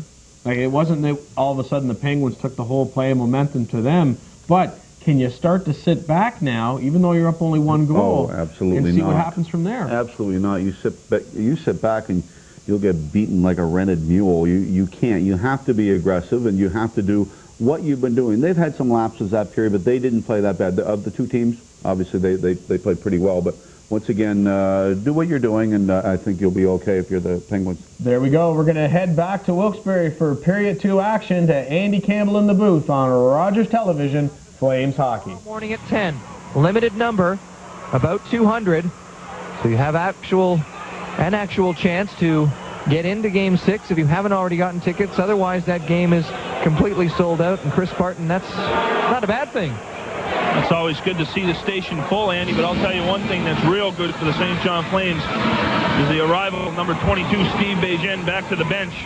We're getting the hand signals from Jamie Druitt, is telling me that it was above the eye with a puck, definitely with a puck above the eye, that got caught inside the face mask. Action underway here in the second period. Penguins feed it up through the neutral zone. They'll wave off the icing as it trickles down into Flames territory. Walls are near corner. Comes up the side of Martin Brochu's net, feeds Jason Botterill. He'll send it up the near side into Wilkes-Barre territory. Trent called to it first. Sweeps it around far side, picked up by Marty Murray. Out of that corner, in front, Botterill! Loose in front, they score! Chris Clark has tied this hockey game. And if there was momentum that carried over from the goal in the last second of the first period, the Flames have taken it right back with a goal 31 seconds into period number 2. Well, it was very important that St. John came back, Andy, after that goal. Those are the type of goals at the end of the first period that could just kill you in the series. And here it is here. I don't know if Clarkie's going to get this goal or not. It definitely goes in net. Marty Murray brings it out of the far side corner, feeds it in front to Jason Botterill. And it may indeed be number 7, Chris Clark, his 5th of the playoffs. With an assist to number 19, Jason Botterill. Number 16, Marty Murray. Murray and Botterill assisting on the goal at 31 seconds, and we were just talking during the intermission, Chris Barton and I, off the air with Times Globe reporter Aaron Kennedy, and talking about Jason Botterill's lack of production and really how much he's almost not fit into what the Flames have done this season, or this postseason anyway. And Jason Botterill must have been listening. His ears must have been burning as we have a look here on the TV monitor. And those of you watching on TVNB will see Steve Bégin, not exactly a pretty-looking man at this point in time. Well, his guts just come front here as he comes out. He's not going to let something like that slow him down. It sure looked a lot worse than when he was laying on the ice, obviously, and I had made the comment it would be remarkable if he comes back. You know, not being able to really, you would have to imagine not being able to see full in the other eye, but he's back, definitely. Face-off inside Wilkes-Barre territory. Scoville steers it forward, picked off by Kraft. Milan Kraft works his way into the neutral zone. Kostopoulos now. He'll roll it into the near side corner of the St. John end of the ice. Monador picks it up, avoids Sonnenberg. Lead pass up ahead for Varlamov. Varlamov leaves it for Tkachuk. Tkachuk gains the blue line. He's got Bégin with him. Throws it toward the net. And Rich Perron will scoop that up. Steve Bégin may not be 100%, but he is going to be out there giving his all. And Rich Perron realizing that, willing to hold on to that puck and take a face-off inside the Wilkes-Barre zone. Well, he's one of those guys, just the pure presence alone, one of the hardest working guys you'll ever see. And he's out there, and that brings a lot to the bench of the St. John Flames. And back to Jason Botterill, yes, he's been struggling mightily in these playoffs, you know, but there he gets a shot on goal or wherever. It looked like to me that he had the goal. I think they're going to have to check that one out. You know, not to take one away from Clarkey, but it looked like to me that the drought may have been over for Jason Botterill. We'll have to figure that one out. Face-off inside the Wilkes-Barre zone, won by the Flames, but the Penguins able to come up with that puck in the face-off circle. Alexander Mathieu, far corner, stolen away. Fata with a chance at the side of the net, but he was tied up by Kelleher. Here come the Penguins, long drive in. Martin Brochu watches it bounce off the end boards, right out to Blair Betts. Betts backhands it over the Flames' blue line into the neutral zone. They pick it up, it's off the boards in behind the linesman. Here's Tibbetts at his own blue line. He feeds Zavakin. Zavakin will turn it over. Betts couldn't come up with it. Dave Roach does, and he'll roll it into the Wilkes-Barre end. Changes aplenty for the St. John Flames. Perrott has some trouble with it. Fata creating havoc out of that far corner. Botterill couldn't knock the puck down, and the Penguins come away. Alexander Zavakin, who scored the empty net goal, the second of the two empty net goals the other night. As the Flames work the puck back down into the Wilkes-Barre zone. Clark with a nifty move to get around Ferentz and actually knock Ferentz down on the play. Mike Martin coming in from the blue line, throwing it in front, knocked down, knocked over the glass, actually, in behind the net of Rich Perron. And Mike Martin pinching down from the point. Just another of the Flames creating pressure on the Penguins inside their own zone. But I want to go back to Steve Bégin one more time, Chris Barton. How inspiring is it if you're somebody like Rico Fata or Steve Monador or Rick Mrozek? You see Steve Bégin take a seat on the bench and then take a shift here in period number 2 after what he's been through tonight. Well, and he's one of your leaders, what he's been through in this series, actually. He's one of your leaders, and it has to give you inspiration. You can't think that they weren't sitting there thinking about him when he was in the dressing room. The line of Morgan, Dowell, and Royer on the ice as we speak. Here's Gaetan Roy trying on the wraparound, gets the puck off the side of the net. Center, Doug Dowell, shooting, knocked down in front, Royer. It's waved off. Mike Hassenfratz right away was waving this one off. More than likely a high stick. Doug Dowell is angered. Gaetan Royer. Definitely going to be a high stick call. The puck went in with a high stick. It'll be interesting to see here. On the replay, for those of you watching on TVNB, Royer came out from in behind. Worked the puck in front. Morgan had it momentarily to Dowell all alone in the slot. And then the puck, not really. Don't know if this is going to be the right call. We'll get a better view of it here. Sorry for those of you listening on the radio who cannot see this.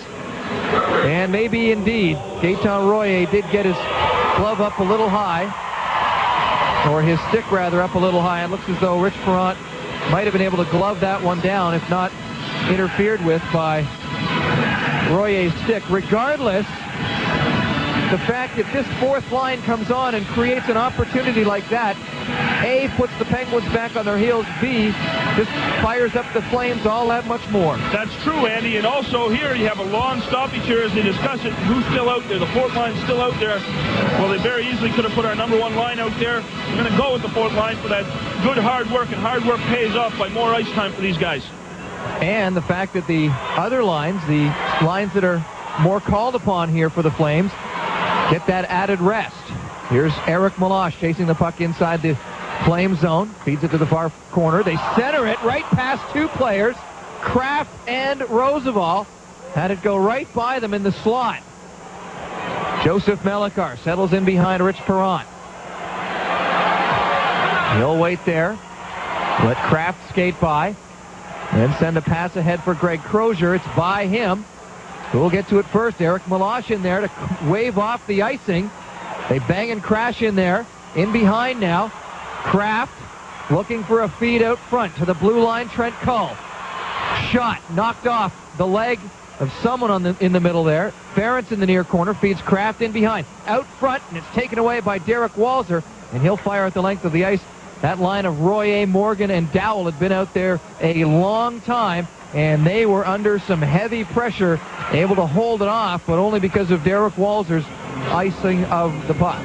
Well, if you look at it, all the good work that brings, you know, really those guys aren't your finesse guys. They bang and crash. They do the dirty work. And that gives Glenn Patrick the opportunity to get his top line out there against some Milan Kraft and the likes. And they had a couple of opportunities, but they just couldn't capitalize. The passes weren't right on the tape. 16:35 to go, second period. Penguins 2, Flames 2. This is Game 5 of the Calder Cup Final. Flames win a draw in their own zone. Monador. They'll throw the puck up the far side boards. Kostopoulos comes up with it. Peterson in the corner gives it away to Tkachuk. Tkachuk off the far side boards, trying to clear the zone. Can't. Monador with a chance as well, but once again, an awkward bounce off the glass. Here come the Penguins at the blue line of the Flames.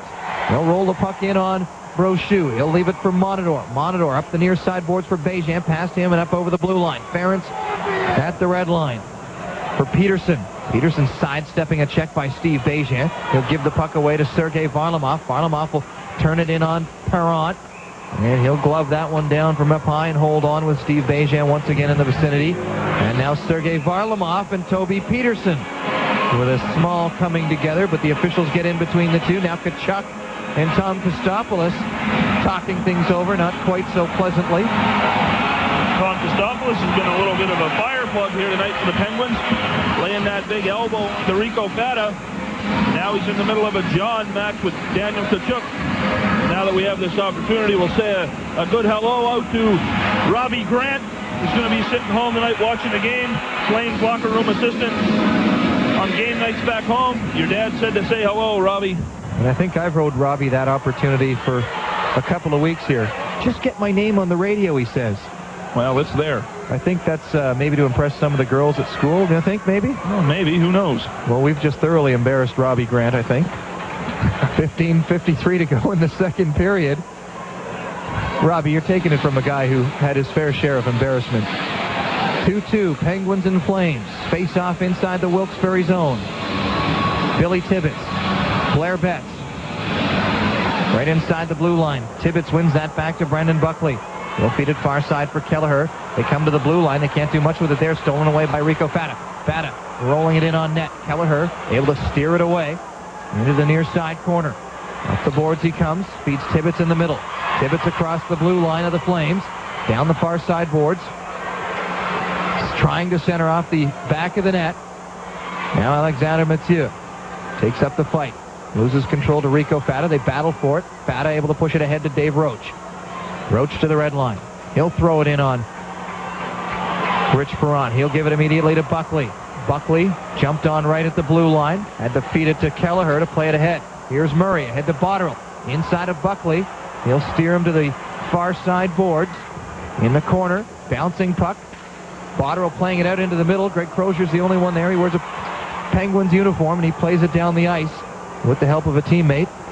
Martin Brochu ahead for Chris Clark. Clark ahead to Botterill at the blue line, or at the red line. They fired in. Loose puck right in front. Murray almost got to it with Perron, wondering what he should do with it. Now Botterill out of the corner.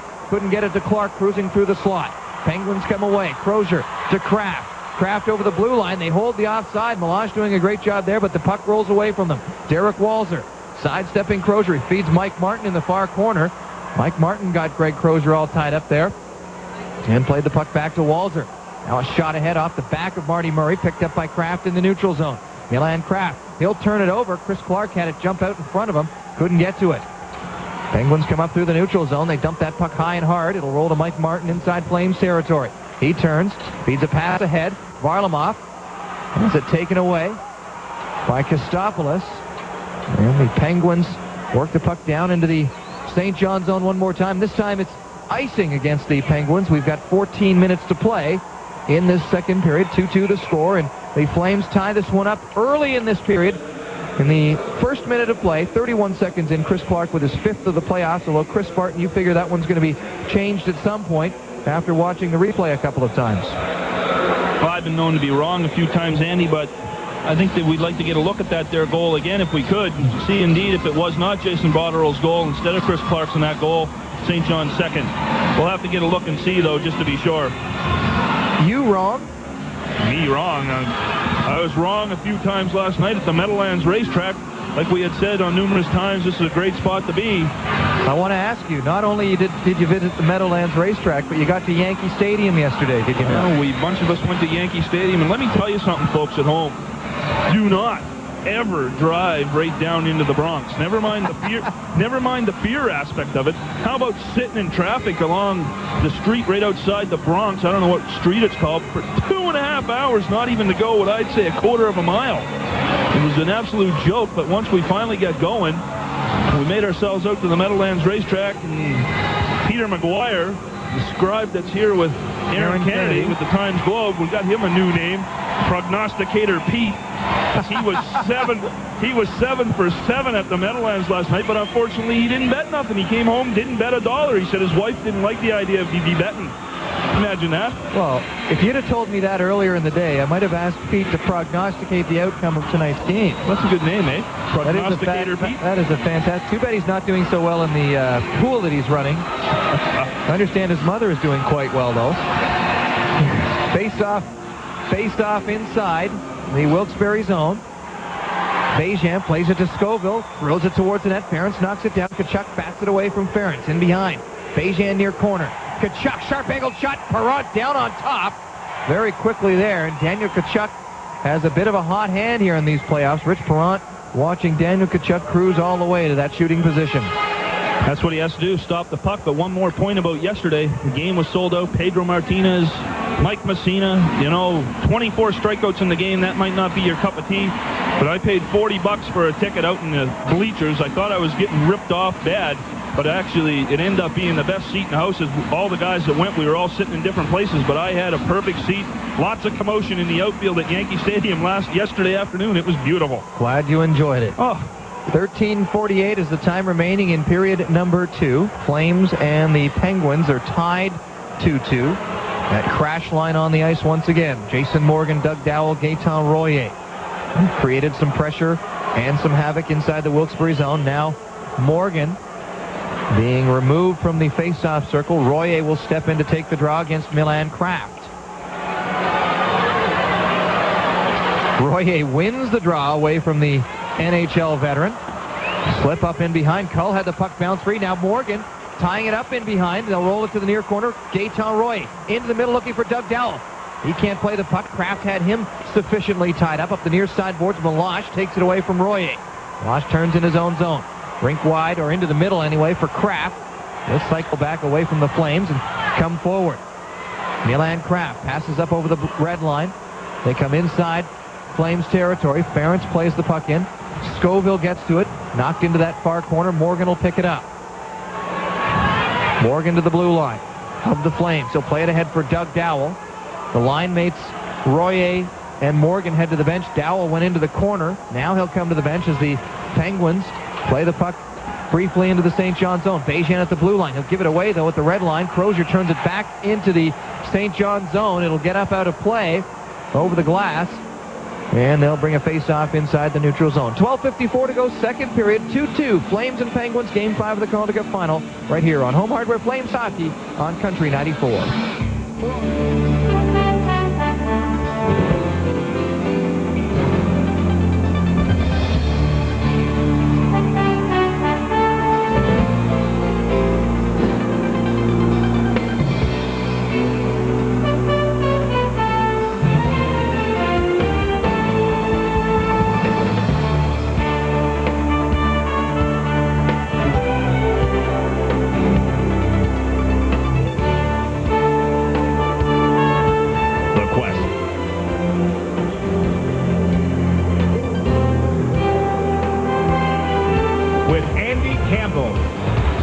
Campbell and Chris Barton here with you on a Friday night in Wilkes-Barre, Pennsylvania. Face-off inside the neutral zone, Tkachuk and Tibbetts. Clock ticking here with 12:47 to go now in the second period. 2-2 the score. Chris Kelleher carrying the puck into the Flame zone. Mickey Dupont draped all over him. Dennis Bonvie in behind. It's the first time we've mentioned Dennis Bonvie's name tonight. Mathieu turns it away from Tkachuk. Bonvie fights for the puck in the far corner. He'll get it to Tibbetts. They'll work it back to the blue line. Kelleher's shot. Martin Brochu through a maze. Sees that one. Able to glove that one down. I don't know how he saw it. Don't even know how he was able to reach out and grab a hold of it. But Martin Brochu makes a big save there with 4 players, 2 from each team, working right in front of him. Well, the good defensive pairing, Rick Morozic and Dupont out there clearing, making sure that the guys, Bonvie and the Penguin forwards, aren't crashing to the front of the net and giving Martin Brochu the opportunity to see them shots coming from the point. And that's really all you ask for from your defenseman, to be able to let the goalie see the puck. Face-off inside Flames territory to the right of Martin Brochu. Betts and Toby Peterson. The young rookie Penguin wins that draw. Fired toward the net, knocked down by Rico Fata. Kelleher's lost his stick. Fata in alone, shooting off the post. Rolls it through the crease.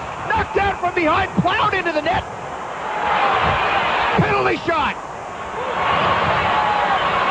Is Hasenfratz pointing to the penalty box, or is he pointing to center ice? I think he's pointing to center ice, Andy. But it'll be interesting here to see. I mean, Rich Perrant was down and out for a second. Now he gets up and skates around. Rico Fata driving hard to the net, got the shot off, and Brendan Buckley is going to the penalty box, so there will not be a penalty shot, a roughing call. Rico Fata had a clear step on Kelleher. Buckley coming from the angle. Fata's shot off the post, and then Fata just barreled after being pushed by Buckley right into Rich Perrant. And you see Chris Kelleher coming back wildly. That's why we had thought at the point there, because it happened so fast, that it may have been a penalty shot, because he's coming back and just grabbing and lunging without a stick towards Rico Fata, trying to haul him down. But you know that's not really going to happen, as Rico Fata blazes by him, no problem. Well, interesting. We see one referee in a game a couple of weeks ago in Quebec call a penalty shot in overtime. Mike Hasenfratz unwilling to call a penalty shot. Maybe he just didn't see it that way. Here in Game 5 of the Calder Cup Final in the second period. Well, really, after seeing the replay of it there, the shot was already taken when Buckley pushed Rico Fata from behind, or mugged him from behind, whatever way you want to call it, and he goes crashing into Rich Perrant. And we said this the other night, why throw a guy towards the goaltender? You know, throw him to the side if you can, but you know all the time when the forward's going down, getting jumped from behind like that, he's going to go into the goaltender on his own if he can. Flames on the power play for the third time this evening. They're 1 for 2. Face-off inside the Wilkes-Barre zone. Daryl Scova gets the puck at the blue line. Feeds Derek Walzer. He'll dump it behind him to Marty Murray. Murray down the far side boards. Still holding the puck. He'll feed Walzer. Walzer loads, fires. Knocked down at the side of the net. Dave Roach sweeps it wide. They'll move it in behind. Scoville pinching down. Sends it to Varlamov in the corner. Varlamov works his way up the far boards. He'll turn at the blue line. Look in. Fire. Scoville. Oh, he sends it high over the net. Perrant was racing to get back into position on that one. Now Murray at the blue line on the far side. Feeds Walzer near side. Back to Murray in the middle. Murray. Varlamov on the far side. He had to knock that one down. Murray will get it back on the blue line. Derek Walzer now has him hop over his stick.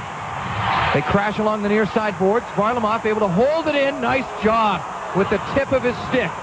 Just flicking it at the blue line to keep it in. Walzer, Varlamov, shot up the end boards. Whoa! Scoville had to jump over a stick. Another shot by Walzer, and that's wide. Varlamov pinching down the far side boards. Murray out of the far corner to Varlamov. Back to the blue line. Walzer, lots of room to shoot. Fakes the shot, works into the middle. Sends it back to Varlamov on the far side. Top of the face-off circle. Shooting. Tipped wide. Perrant got a piece of that, and now Martin Sonnenberg, check that, Tom Kostopoulos will drive it the length of the ice. 44 seconds left in this man advantage. We're nearing the midway point of the second period. Penguins and Flames tied at 2. Derek Walzer drives the puck in. Daniel Kachuk will race to it along the near side boards. Mellikar can't control it in behind. Puck rolls to the far side. Toby Peterson off the far boards and out. Nicky Dupont will have to race down inside St. John territory to pick this one up. Milan Kraft right on top of him. Monador to Kachuk. They come across the red line. Feed Clark at the blue line, and he is offside. Actually had that puck kind of sit on his stick at the blue line, then it came back outside, and then he worked it back in. And he was straddling the blue line. And his teammates had crossed that blue line as he kind of dipsy-doodled with that puck, creating the offside situation. 14 seconds remain in the man advantage, and the Flames with some scoring opportunities here in this man advantage. I think they'll be happy to get away with that, but no doubt they would love a goal here. 10:29 to go in this second period. Not only are we reaching the midway point of this period, midway point of the hockey game. Midway point of the hockey game in 29 seconds, Andy. But how about Darryl Scoville? 2 chances there, beautiful, wide open nets. The first one he just shot just high as Rich Perrant was getting back into position down low. The second one, the puck just bounces over his stick as it wasn't flat. 2 wide gaping nets there for Darryl Scoville to fire at. He'll have to be shaking his head on those ones, wishing that he could get them back. You don't usually only get 1 chance. You don't usually get 2 chances. Darryl Scoville plays with incredible offensive finesse for a defenseman, but just could not finish on either of those opportunities. One he sent high, and the other one he did have a little trouble with the puck bouncing to him. Might have gotten the heel on it. Rich Perrant makes a few equipment adjustments and is ready to go. 14 seconds remain in the man advantage for the Flames. Face off outside of the Wilkes-Barre blue line. Betts and Tibbetts tie up. Penguins control the puck. Kelleher backhands at the length of the ice inside the St. John zone. Bouncing puck to Martin Brochu. He'll leave it for Monador.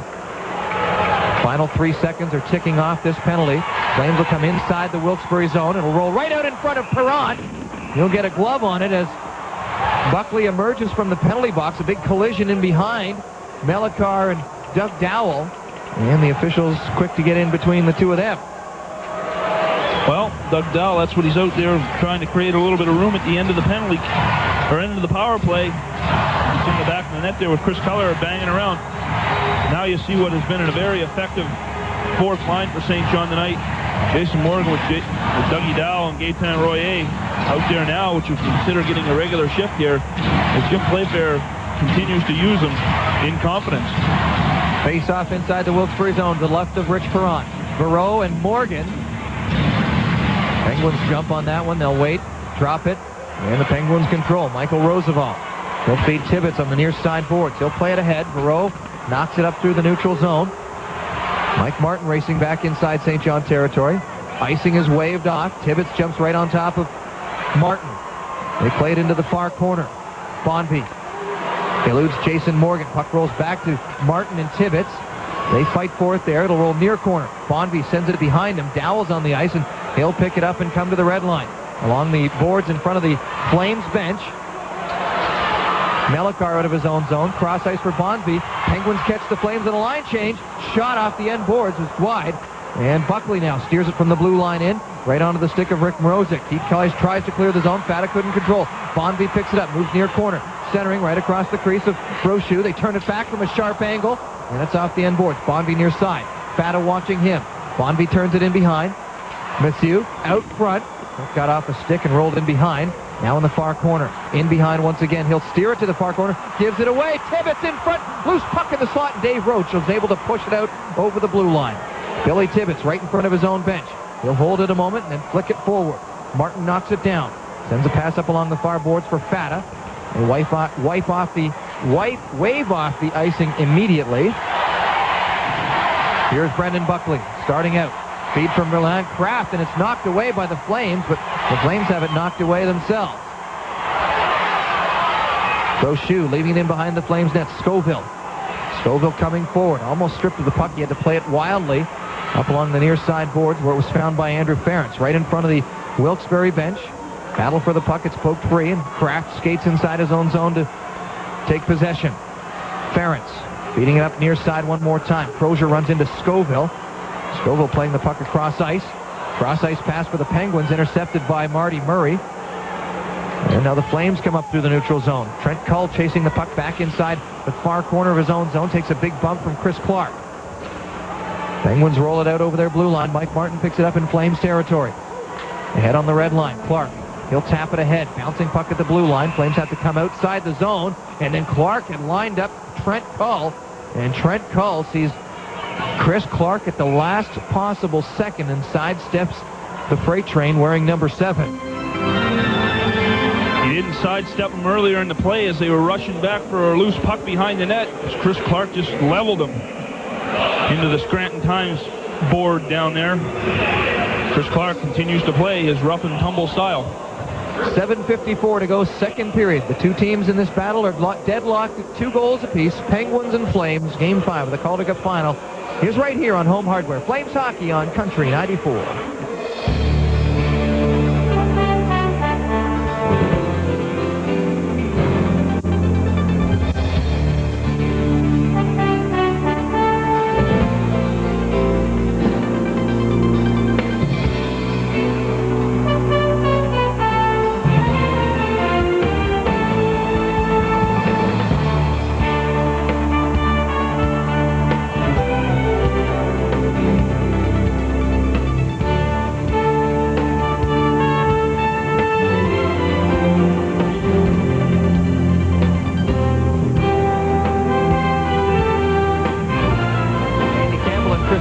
With you from Wilkes-Barre, Pennsylvania on a Friday night, Game 4 of the Calder Cup Final. Tied at 2, 7:54 to go in the second period. And we want to pass along a hello to the Murrays listening on hold at Country 94 from Lyleton, Manitoba. So we pass along our greetings from Wilkes-Barre via St. John to Lyleton. Action back underway here in Wilkes-Barre. Derek Walzer. This shot jumps high up over a bunch of heads and bounces down in behind Rich Perrant. Now the Penguins play it into the neutral zone. Bouncing puck right in front of Mike Martin. Toby Peterson can't get to it. Martin rides him to the ground. In the far corner, Tom Kostopoulos ties up with Tkachuk. Puck rolls free for Varlamov. Varlamov and Bejan come ahead. Varlamov to the red line. He fakes the shot, comes over the blue line. Into the middle, drop pass, Bejan, backhand. Didn't get through to the far corner. Tkachuk works it down low. In behind, Sonnenberg picks it up. And he'll bring the Flames to their blue line. Lead pass for Kostopoulos, past him. Martin at the St. John blue line. Ahead for Varlamov. He'll turn it ahead for Daniel Tkachuk. Tkachuk rink wide for Derek Walzer. At the red line, Steve Bejan knocked down on the play. Walzer picks up the puck, skates to the far side. Puts the brakes on, sends it into the middle. Varlamov, and he'll hustle back to the blue line to hold it in, take a chop at it, into the far corner. Tkachuk sends it deep for Dave Roach. Roach skates to the far side corner, leaves it in behind now for Tkachuk. Roosevelt gets to it first. Now Kostopoulos playing it into the middle, bouncing puck there. Melikar comes up with it, and he'll whack it off the far side boards. It'll roll in behind Brochu. Morozic will get to it first, and that'll be icing against the Wilkes-Barre Scranton Penguins.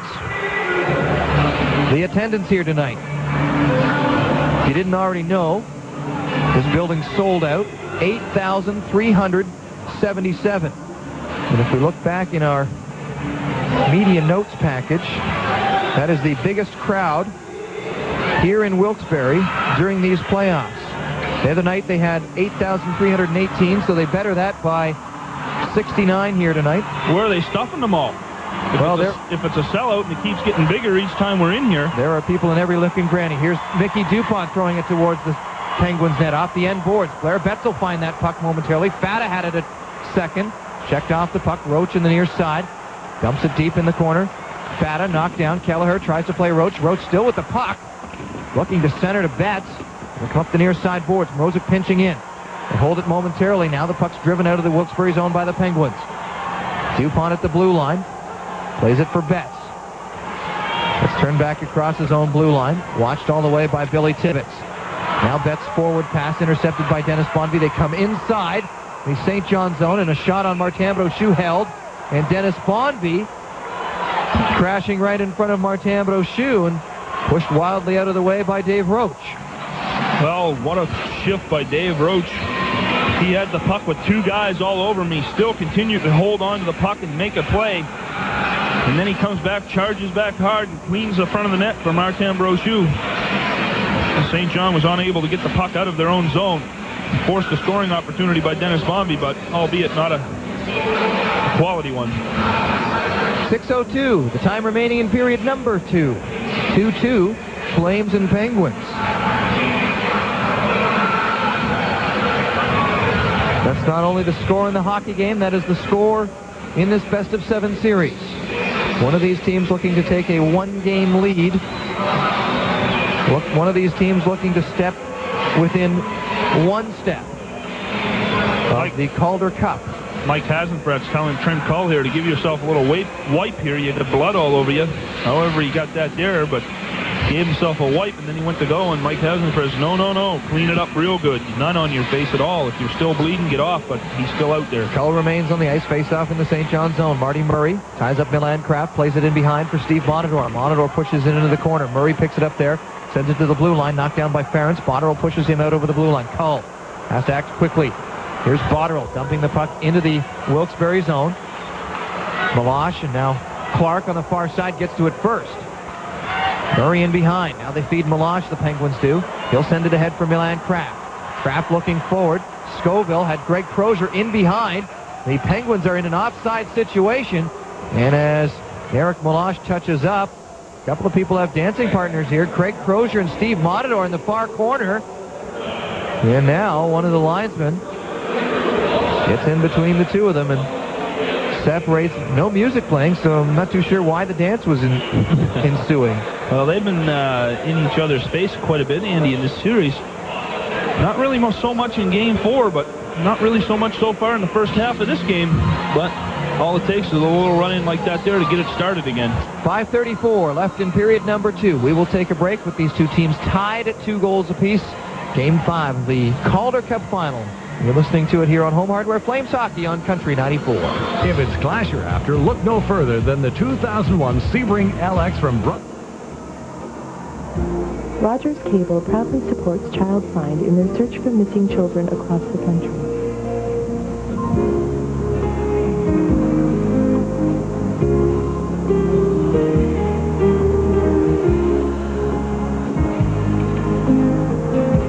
If you have information about this child or any other missing child, please contact Child Find at 1-800-387-7962. Our children live in a brave new world of information and instant communications. Canada is recognized around the globe as a leader in technology. Now let's lead by example and help our youngest citizens navigate the Internet wisely. Internet providers in the cable industry have partnered with the Government of Canada and Media Awareness Network to promote safe and responsible Internet use. Let's take the time to help kids learn the rules of the road. Together, we can make the World Wide Web a fun and safe place for them to explore.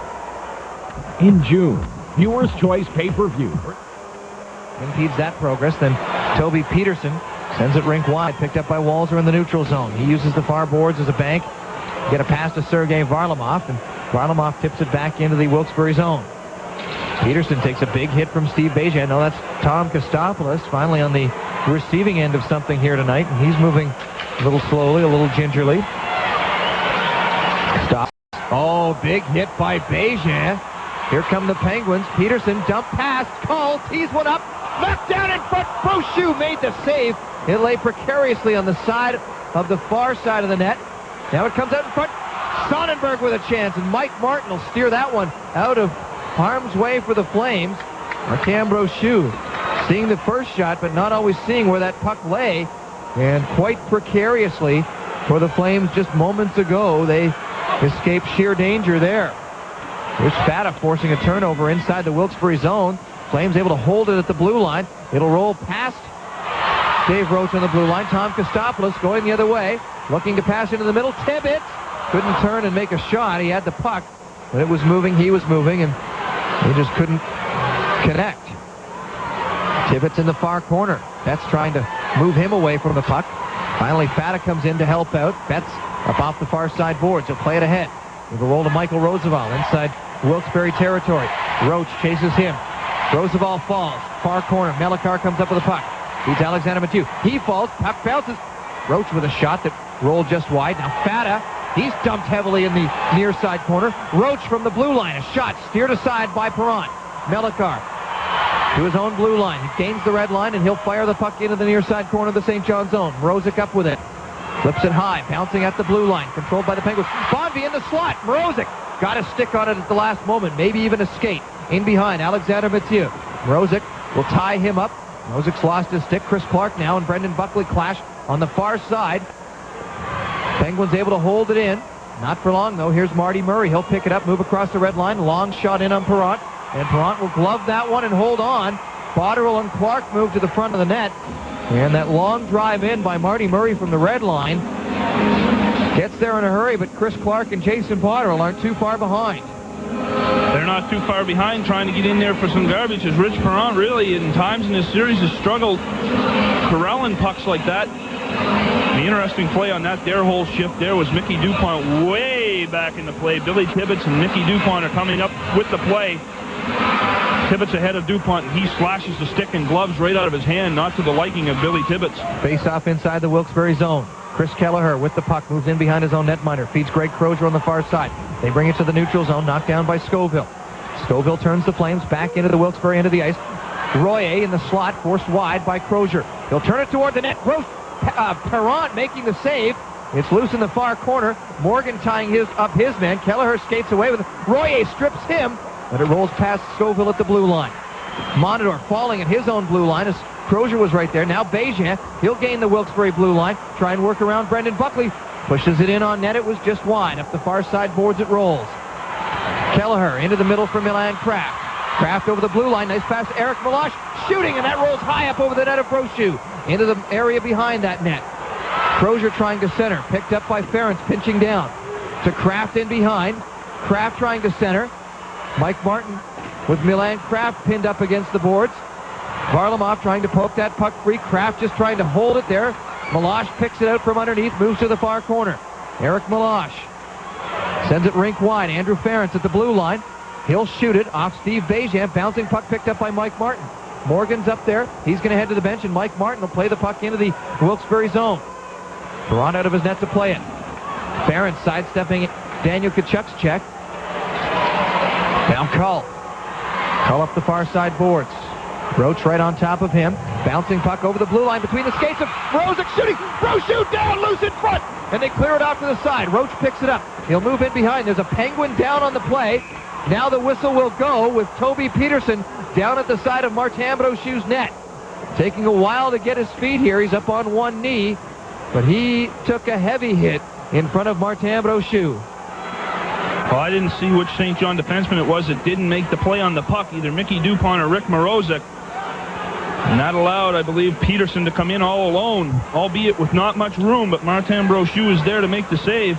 Peterson's getting adjusted here. Rick Mrozik had that puck bounce between his feet as he backpedaled with Meloche and Kraft cruising through. Those of you watching on TVNB can see now on the replay, the Penguins worked the puck over the blue line. Kostopoulos poked at it, rolled in between Mrozik's feet, and then Peterson worked in front of Brochu, and Fata, maybe getting the elbow up a little high, crushed Toby Peterson, forcing him almost up and over Martin Brochu, and now the Wilkes-Barre fans here get up to their feet and applaud Toby Peterson, who skates to the Penguins bench under his own power. Well, Rico Fata took an elbow in the first period from Tom Kostopoulos. So I guess he throws one out here. Through almost 19 minutes of this second period, the Wilkes-Barre Scranton Penguins have managed just 7 shots on Martin Brochu. That is the strategy Jim Playfair wanted to employ here. And the majority of them shots, Andy, have just come in the last 3 minutes or so, because I remember looking, they had only had 1 shot through 15 minutes of the second period. Flames with 11 shots to this point in this period. They work the puck into the Wilkes-Barre zone. Marty Murray out of the far corner. And front bouncing puck. Botterill scores! Jason Botterill! And if he didn't have a goal, early in this period. He's definitely got to go late, and the Flames take a 3-2 lead. Well, Marty Murray, what more can you say about Marty Murray? And Marty Murray's parents are listening back home. Your boy just made a great play. As the Penguins were standing still, not wanting to pick up that loose puck, he grabs it. He comes in hard right here, throws it to the front, and then the puck eventually gets back. Off the save by Rich Perron, gets back to Jason Botterill. Bang, no mistake, and maybe that monkey's off his back now. Well, Jason Botterill hasn't scored since the third last game of the regular season. Sorry, fifth last game of the regular season. That is a big monkey off of his back. And Jason Botterill likes to score in bunches, so we look for more from big number 19. He is no doubt relieved to be contributing here on the scoreboard. Here's Michael Roosevelt inside Wilkes-Barre territory, working his way forward to the red line. Last minute of play here in this second period. Roosevelt carrying the puck all the way down into the St. John zone. Jason Botterill is first of the playoffs with an assist to number 16, Marty Murray, and number 5, Rick Morozic. Morozic and Murray drawing the assists. Flames push it out of their zone into the neutral zone. 40 seconds and the clock is ticking in this second period. Tibbetts loads, fires, knocked down by Matador. Now Mathieu in the far corner. He'll play it ahead. Won't get to the blue line. Varlamov will bring it ahead for the Flames. Fire it in high off the glass in behind Rich Perron. Botterill tied up immediately by Andrew Ferentz. Marty Murray goes to work, trying to play the puck away from Milan Kraft. Kraft wins the battle. Murray wins the war, though. He picks up the puck in the neutral zone, and he'll backhand it into the Wilkes-Barre zone. Far corner, Botterill racing now in behind the net of Rich Perron into the near corner. Meloche and Clark bang for the puck there. Final 5 seconds here as the clock winds down. Oh, Chris Clark drilling Eric Meloche. There's a whole gaggle in the near side corner inside the Wilkes-Barre zone. The horn is gone to end the period. Jason Botterill down on the ice, tackled there by Milan Kraft. Meloche was standing beside them. So was Clark, and Clark just drilled Eric Meloche with a forearm that sent him sprawling over the two on the ice. Well, Mike Hasenfratz obviously did not see it, and Chris Clark took the advantage of the opportunity that was there. He did indeed level them, the big forearm. What can you say about Chris Clark? I mean, you just have to love this guy and the way he plays the game if you're the rough and tumble type of hockey fan. He's got a little bit of finesse and a little bit of crash in him, and that is almost the perfect mix for a hockey player. That's why you better get used to seeing him here in the next couple of games at Harbor Station. If there is a Game 7, I must say, Game 6, because I don't think you're going to see Chris Clark again at Harbor Station on full time. Well, we will ask Greg Gilbert that very question, whether or not Chris Clark will be playing for the Capitals. Welcome back to the studio. David DeLine along with Steve Ryan, where now, after 40 minutes of play, it's a whole new ball game out there. I think I feel better. You feel better? It's a feel-good situation. Yeah, that's right. I'm pretty sure the first intermission show with us must have been piped into the dressing room in there, because that could be correct. The lines we called and some of the plays we were looking at seemed to have happened. So maybe we should get down to the Meadowlands. They did what they had to do, Davey. They did what they had to do. And once again, if this team is focused, if it plays the type of game, we saw a lot more speed from the Flames. Rico Fat, a good example, finally getting things going, creating a scoring chance off the goalpost and causing a penalty, and he did that by his speed. I don't know if anyone could have broke away like that, but completely different period altogether, much more committed to doing the job that they're supposed to do. Played the puck down low very well. Absolutely. Once again, and the lines were thrown around a bit. You have Marty Murray, Jason Botterill, Chris Clark. I like that line a lot. Well, we've seen them in the first period join up. Crash and bang. That's right. The line kind of disappeared from Botterill out front, and we'll. And now, a commission that. We said he might be back, and lo and behold, Beijing. Gotta love him. And the line that I think, and hopefully we'll have a shot of it, was the called-off goal at the beginning of the period. Dougie Dowell, Gaetan Royer, along with Morgan, making something happen out there. And it looked like, and again, I hope we have a chance to see the replay, that the referee was blocked. The stick came up, the puck was up, but when they made contact from our angle, it looked like it was below the crossbar. But, obviously it was waved off, and the Flames kept the momentum going from there. And Martin Brochu not tested a whole lot in that period. He did his job. It's not pretty, but it works. We're used to used to playing like that. Two glorious opportunities for Darryl Scoville on the power play. Unfortunately, both of them missed. When you're in that situation where things just aren't happening for you, you're not going to get those ones. But it had been that way for Botterill throughout the playoffs, and welcome back, Jason. Nice to see you out there. Well, once again, creating chances, and Darryl Scoville had a couple of chances. Rico Fata had a chance or two. Jason Botterill, and capitalizing on one at the end of the period. At least the things are happening that, with the culmination of chances that are happening, and that's the big thing. They're getting it done by hard work, and they're skating. A lot of standing around the first period. Really didn't like what I saw at all.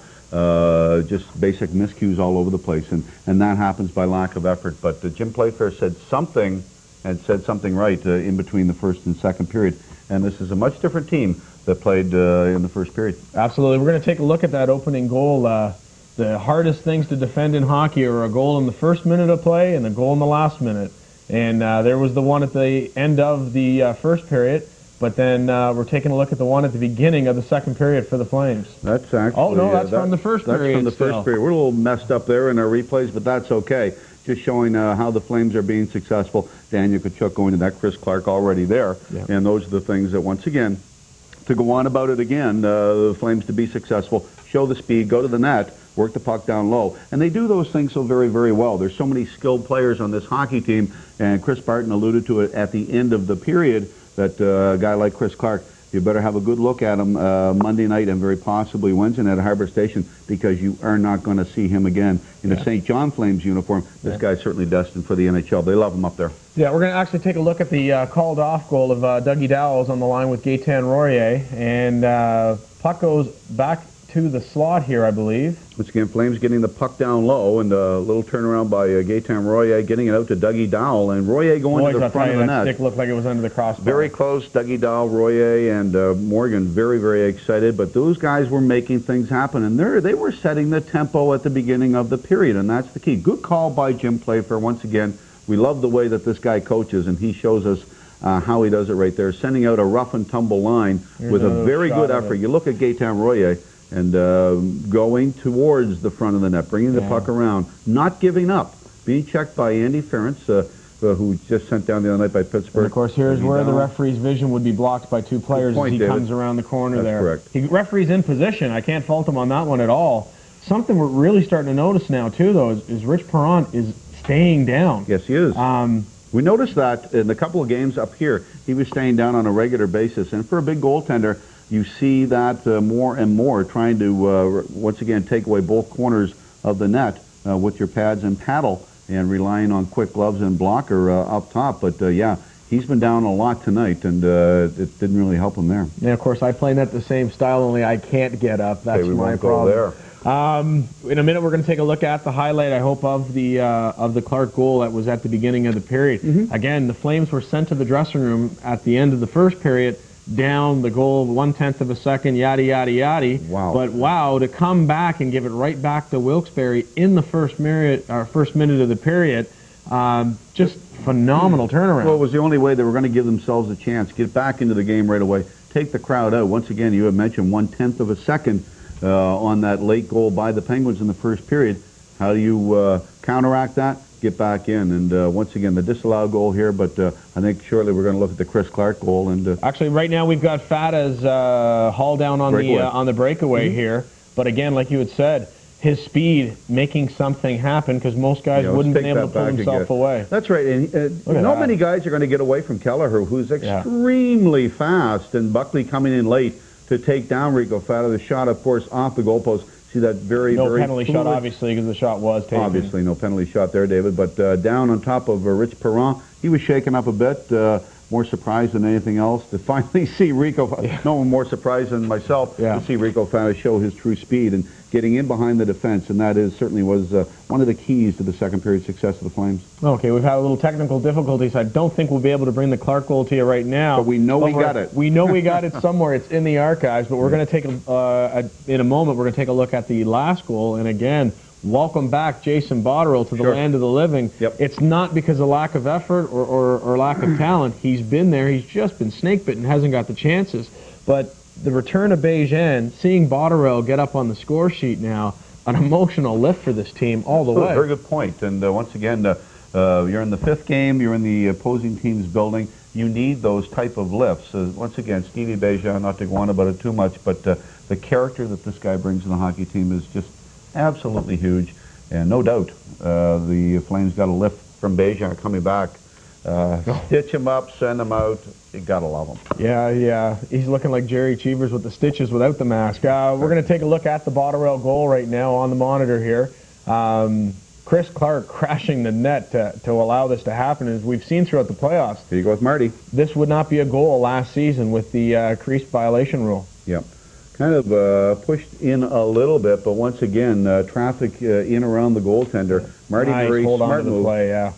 Getting the puck out, and Jason Botterill, once again, Perron, yeah, he was touched a bit, he was played around with, but going down once again on his back, and you are not going to stop anything Dead in the water. On your back. That's right. It's just like a fish out of water, and he hasn't looked extremely sharp. Once again, we don't want to play all the negatives. Perron's a very good goaltender, but that's one there. Bad positioning by him. Give credit to Jason Botterill, Marty Murray, Chris Clark for creating that traffic in front, and Botterill for scoring. Yeah, absolutely. And one thing, too, is the Flames have to rekey their focus on with the lead going into the 3rd period is the fact that some of their defensive play in their own end is lacking skill and ability and the whereabouts to control a team like the Penguins. We've seen some chances where the open man's been able to go to the net.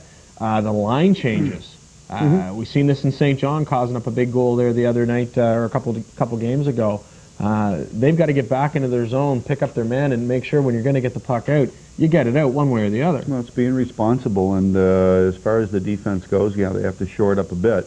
It's not a physical defense, but it is a defense that has had very, very, very good success in getting the puck out, hence the least allowed shots average in the league. Shots per game. This team's been very good defensively. And, of course, you get a lot of help from your forwards back there, and that certainly does help that the forwards are committed to playing good defensive hockey. And the system that Jim Playfair, it does mirror the system in Calgary, but it's a very good system for cutting shots down. Jim Playfair said before the game, we will be successful. We should be successful if we can keep the Penguins to under 25 shots. I think they're on pace to do that right now. Pretty close. But once again, good point, David, in mentioning that you have to watch the miscues of the defense in your own zone. And 3rd period action, when it comes up, we're going to certainly be keeping an eye on that. You don't want to play, you don't want to sit back on your heels. You don't want to play totally defensive. Sometimes your best defense is an offense. Best offense. To keep the other team back on their heels, but once again, have to be a little careful back there. Yes, and through a technical miracle, we are going to see the first goal now. It's going to be coming up in a second here. Chris Clark is 5th of the playoffs. Going to the net. And once again, that's the key. Shot coming from the other side. And he was down and out. And once again, pass out from Marty Murray to Jason Botterill. Quickly gets the shot on net, and Chris Clark basically standing right at the right-hand side of Rich Perron, stops the puck and then directs it into the net. And once again, his focus was putting a puck in the net. And once again, he did a very, very good job. Clarkie has played pretty well tonight. Absolutely. Kachuk in the first period, we certainly sang his praises, but Chris Clark in the second period probably the best Flame on the ice. Well, obviously a much better team effort for the Flames coming out in the second period of play. Now, of course, the Wilkes-Barre fans, this is their opportunity, their last 20 minutes of the season with their team on home ice. Friday night in Wilkes-Barre, yeah. That's scary. At least it's not the 13th, but I don't know. I got a couple fear factors out there if I'm the Flames. One, it's Tibbetts. This kook show could go off at any time. That's possible. He's obviously trying to play for a job in Pittsburgh next year, but again, we've seen from time and time again, you just don't know what this guy's thinking out there. Whether his team's up by a few goals or down a few goals, this is the end of his season. As we all know, he's not allowed to cross the border into Canada. And we'll be watching at the border to make sure. We will be standing patrol there to make sure. But you're going to be bringing out a lot of different plays as far as the Penguins go and trying to bring everything to the Flames in the third period. Well, we're going to take a quick break right now, and when we come back, we're going to go over our synopsis of what we think the Flames need to do in the last 20 minutes of play to bring Monday night's game for an opportunity to clinch the cup on Canadian soil. For Rogers Television, it's St. John Flames Hockey, and we'll be right back. Imagine your worst nightmare. Your child becomes one of the 60,000 children in Canada that go missing each year.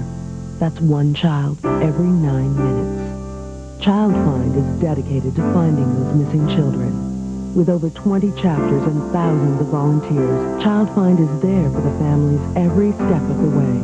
It could happen to you. Call Child Find at 1-800-387-7962. Are you putting up roadblocks as your kids travel the information highway? Rogers supports MNET, the Media Awareness Network. This award-winning site helps parents and educators boost their knowledge and understanding of the power of the media that surrounds them. MNET offers user-friendly resources and information, plus helpful family online rules that you can download. Rogers, helping your family become net-friendly and cyber-wise. We watched the coolest thing about sharks. Did you know they can't stop moving even to sleep? Oh, yeah? In my class, we saw this cool show written by a girl our age about bullies. That was wicked! We got to see that last week in Miss Matthew's class. Oh, you guys got to watch stuff? Cable in the classroom. Free. Only on cable. Imagine.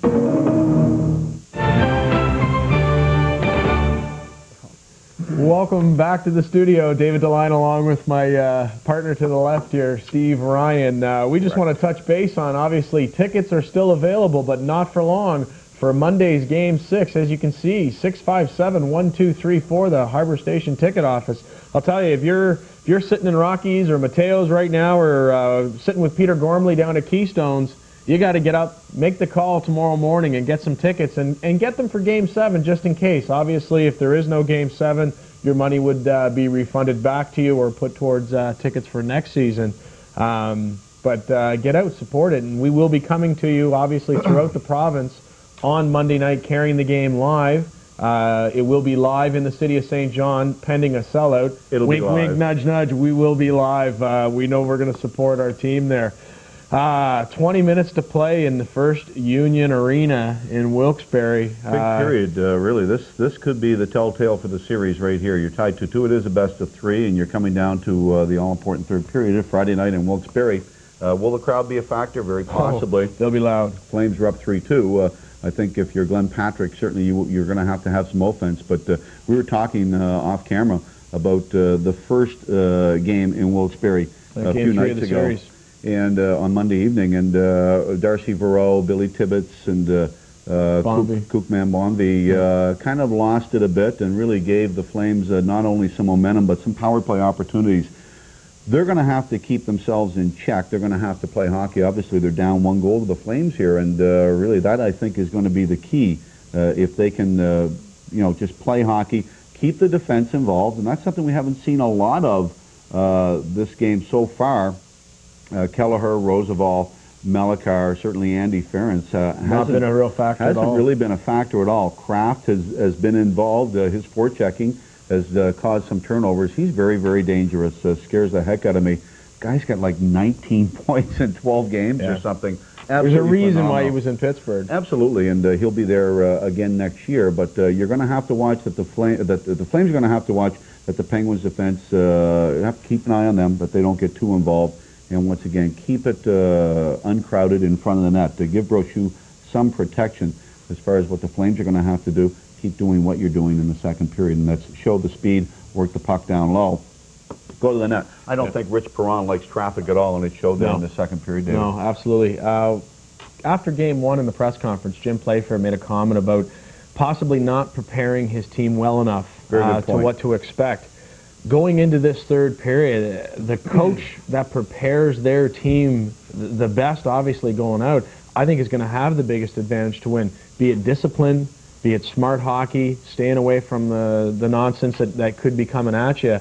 And if it's Jim Playfair, we've seen time and time again, get the lead, take lots of shots, go into the third period. Don't retaliate. Don't retaliate, and play a little kitty bar the door and keep dumping the puck out. The comment was made that the Wilkes-Barre Penguins just kept getting it up off the glass. And that's the Flames game, too. Take it out of that book. It's the same thing they do. Absolutely. They've had a pretty good transition game throughout the year. You've got some pretty offensive defensemen, but There's no ifs, ands, or buts. Chip the puck out, play it safe. Once again, you don't sit back. That's obvious. Everybody watching us tonight, watching the game, knows that knows hockey. You do not sit back. You sit back and you'll get burned.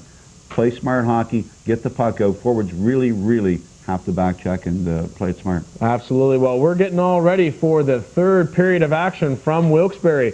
Again, the Flames with a 1-goal lead heading into 30 minutes of play with an opportunity to go up in the series 3-2 to head back to St. John with that all opportunities for a Calder Cup championship. Third period action will be coming right up in just a moment with Andy Campbell on Rogers Television, Flames Hockey. They will be boarding a first air charter flight, and it is scheduled to arrive at the St. John Airport at 12:30 tomorrow. Shortly after noon, the Flames and the Wilkes-Barre Scranton Penguins traveling on the same charter flight. That should be interesting in itself. We'll try to fill you in on Monday what exactly transpired. Face-off here to start the third period is dropped, and the Flames control that draw. We'll get to that information again in regards to the Flames' arrival in St. John tomorrow. Action back underway. Bouncing puck inside Wilkes-Barre territory. Botterill with the puck. He has to fight off Eric Meloche and cannot. Trent Cull steals the puck away. Botterill continues the fight, though. Follows it into the near side corner and rolls it back in behind the net of Rich Perron. Penguins come up with it. Greg Crozier has it rolled away from him at the red line. Chris Clark picks it up for the Flames. Marty Murray dumps it into the Penguin zone. Perron out of his net to play it. He'll leave it for Ferentz. Ferentz starts up the far side. Sends a pass ahead for Meloche. Meloche avoids a hit from Steve Bejan, but able to play the puck into the St. John zone. Monador ahead to Bejan. Bejan looking to feed Daniel Tkachuk. Penguin got in between the two of them. Now Joseph Belicar down the near side boards. He'll float the puck into the far corner. Scoville to it. Darryl Scoville turns away from one Penguin. Feeds Bejan up the far side boards. Can't do much with it. Now Sonnenberg. Martin Sonnenberg for the Penguins. Works along that far side board. Scoville. Clark. Check that. Tkachuk comes up with it. Ahead to Sergei Varlamov. Varlamov plays it up to the blue line where it's knocked down by Michael Roosevelt. Ahead to Sonnenberg. Sonnenberg gets it to the St. John blue line where Steve Monador picks it up and dumps it into the Penguin zone. Roosevelt quick to it, but Dave Roach quick on top of him and actually comes up with that puck. They chase it into the corner. They bang along the boards. Blair Betts now watched closely by Toby Peterson. They'll try to move it in behind. Betts following in behind. Roach following as well. They come up with the puck rolling right in front of Rich Perron. And Perron has to get that glove down on top of that puck in the blue ice of the crease just to avoid what would be a big goal for the St. John Flames. 18:23 to go in this third period. 3-2. Flames lead the Penguins. Once again, the St. John Flames and the Wilkes-Barre Scranton Penguins on the same charter flight tomorrow. It is a first air flight, and it will arrive in St. John around 12:30 tomorrow afternoon if you're interested in getting out to the airport to greet the boys upon their return. Just know that the Penguins will be there as well. Billy Tibbetts and Blair Betts inside the face-off circle to the left of Rich Perron. And Betts wins that draw. DuPont shot. Blocker save. Dave Roach looking to tip that high in the slot. Penguins play it out of their zone. Here's Brendan Buckley leading the Penguins charge into the Flame zone. Mrozic going to ride him into the boards. Fata picks up the puck, rolls it near corner. Betts comes to it. Checked off the puck by Dennis Bonvie. It'll roll to Fata. Fata moves in behind Brochu. Up the far side boards, he sends that puck past Brendan Buckley at the blue line. It'll roll the length of the ice. And as Chris Kelleher touches up inside the Penguin zone, that'll be an icing call. We've played 2 minutes and 8 seconds of period number 3. Well, just as you had said, when Jason Botterill scores, he scores in bunches. And I went over there arguing in the defense of Jason Botterill on St. John's second goal, and indeed, it is going to be changed. It's just a matter of who the assists are going to go to. So it's a 2-goal night for Jason Botterill, just as we had suspected. Well, he's broken out of his slump and then some. He's got the Flames tying goal here in this hockey game, and now the goal that has them in the lead. 3-2 the score. Clock ticking here in the third period. Billy Tibbetts at his own blue line. They force a turnover to the Flames. Botterill, Murray on the far side boards. In front, Clark. Bouncing puck right in front of Rich Perron. He couldn't get the glove on it, but he is down on top of it with both Chris Clark and Jason Botterill almost right on top of him. Trent Cull, the only Penguins defenseman in the vicinity, as Rich Perron makes the save. Well, St. John's coming out strong in the start of the third period. A couple of shots on goal, trying to extend this lead. I mean, by far, none of the St. John goals have been beautiful. It doesn't matter how they go in as long as they go in fairly. So hopefully, or maybe they'll score what you would call a pretty goal here in this period. Face-off inside the Wilkes-Barre zone. The crash line. Morgan, Dowell, and Royer out there. They've created some excitement and some opportunity here for St. John tonight. And they've been rewarded with plenty of playing time. Mike Martin in the neutral zone. Has to turn away from Greg Crozier, able to dump that puck in to the Wilkes-Barre zone. Cull with the fend-off Dowell. Penguins play it to the red line. Stopped there by Mike Martin. They'll feed Morgan. Morgan takes a bit of an elbow from Eric Meloche. They tie up right on the red line. Kraft in to play that puck. Interesting play here by Jim Playfair to put the line of Dowell, Morgan, and Royer out against Kraft, Crozier, and Meloche, the #1 Penguins line. Morgan turning the puck up ahead for Steve Bégin. A couple of sticks come together there. Béjans and Culls. And that puck gets out of play in a hurry. 16:50 to go in the third. 3-2 St. John with the lead. Well, they continue to do what they have to do. Gaetan Royer and Doug Dowell. You know, and you throw in a little bit of Jason Morgan. Jason Morgan's a pretty good hockey player, Andy. And to be coming down here, I mean, he obviously must appreciate the fact that he's here. What considered to be most of the time early on in the taxi squad, along with Jamie Ling and guys like that, Jeff Mitchell and these guys. But he's playing, and now he's getting lots of ice time tonight, along with the triple fours. Off a draw at the Penguins blue line. Wilkes-Barre controls, although they play it to the red line. And Derek Walzer stops it there, dumps it ahead for Varlamov. Varlamov will dump it into the Penguin zone. Steve Bégin chases to the far corner, sends it in behind the net of Perrant. Daniel Tkachuk will come up with it near side corner, knocked away. Melikar, he'll skate in behind Perrant, chasing that puck to the far side corner, move it ahead for Kostopoulos. Kostopoulos out over the blue line. Peterson picks it up, feeds it near side. Sonnenberg tips it in past the defenseman Monador. It rolls right in on Brochu, and Brochu forced to cover up there with Kostopoulos racing into the area in front of the St. John net. I'm just going to take a moment here and inform those in the listening audience that if you're a stock car fan, Gary might be the place to be tomorrow as the Maritime Pro Stock Tour comes a-calling for its first race there of the season. Yours truly will be on the microphone there, so I go from hockey tonight to stock car racing tomorrow night. Doesn't get any better than that. Jack of all trades. Loving it. What is car racing? I really don't know. Hey, come on. Never been there. Second greatest sport in the world. Billy Tibbetts and Blair Betts lining up for a face-off inside the St. John Flame zone here. The crowd getting into this one here at the First Union Arena. Betts wins that draw away from Billy Tibbetts. Tibbetts playing his final game of the season. Roach off the far side board, sidesteps Bonvie. They work the puck ahead. Betts at the red line. Throws it in on Perrant. Perrant drops it in front of him, then covers up Rico Fata, making a sprint to the front of the net. Kelleher was there to control the speedy Sault Ste. Marie. And the second goal is going to be Jason Botterill from Marty Murray, Andy. So for those of you scoring at home, that's the way it's going down. St. John's second goal from number 19, Botterill, an assist to number 16, Marty Murray. So that changes from reading Clark from Botterill and Murray to Botterill from Murray. So Jason Botterill with both goals in the second period, his first and second of the playoffs. And they stand as the two key goals for the Flames here tonight. Flames win a draw inside the Wilkes-Barre zone. Mrozik on the blue line. He'll skate down the far side board. Throw it on Perrant.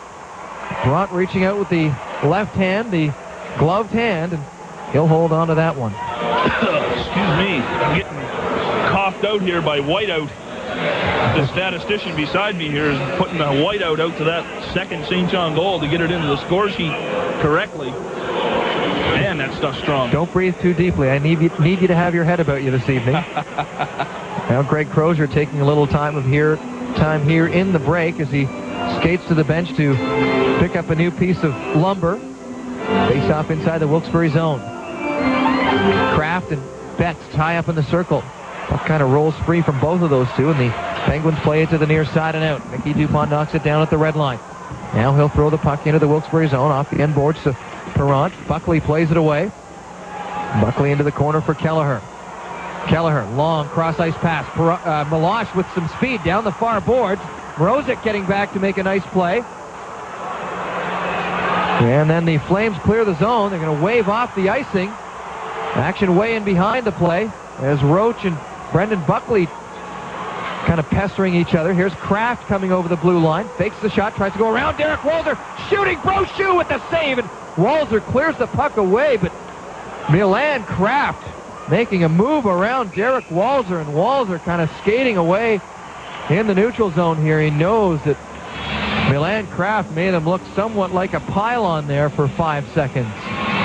Well, Milan Kraft, without a doubt, of all the guys I've seen in this league this year, is definitely top 5 material in this American Hockey League. And there's the move right there. Turns poor Derek Walzer inside out and gets a quality scoring chance. Martin Brochu is away out of the net to cut down the angle on that one and make the save.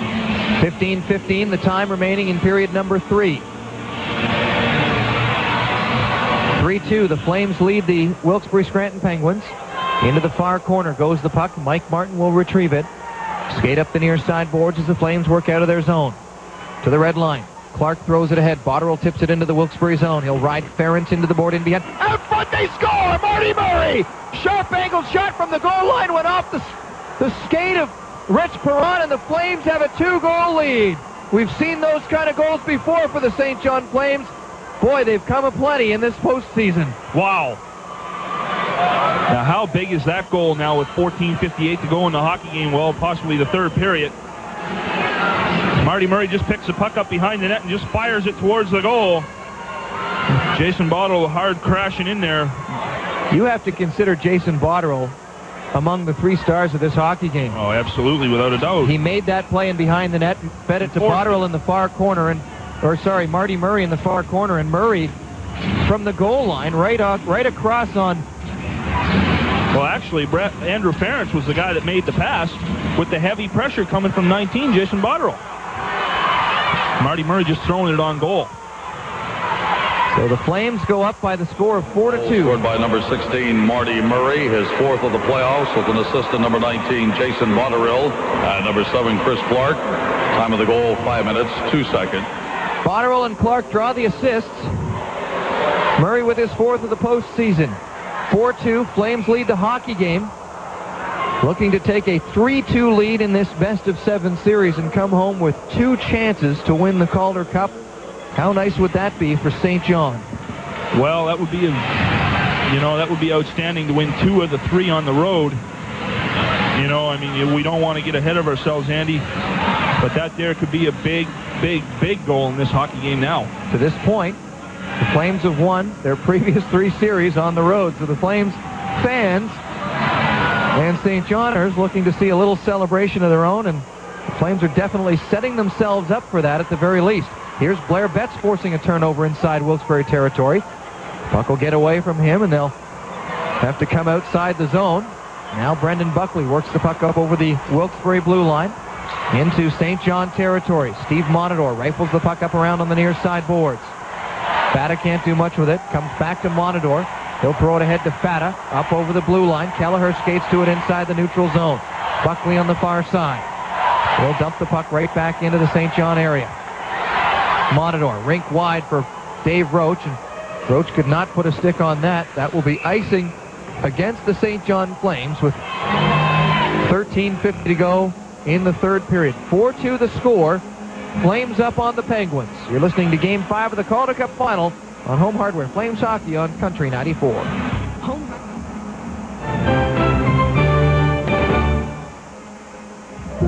Rogers Cable proudly supports Child Find in their search for missing children across the country.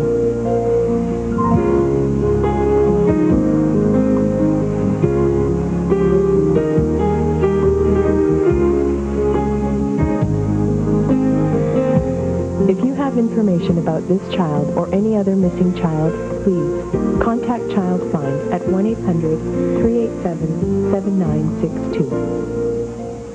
Our children live in a brave new world of information and instant communications.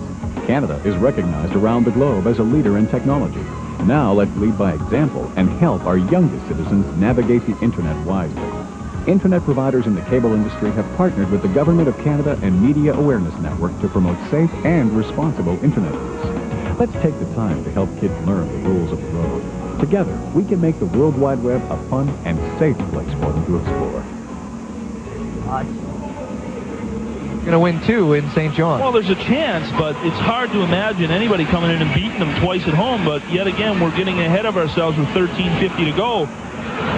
It's just, I don't know, you see one St. John team on Wednesday night, and then you see the team that everyone's used to seeing tonight. And it's hard to imagine them. And let's remember there's time to play in this game, and the Penguins score.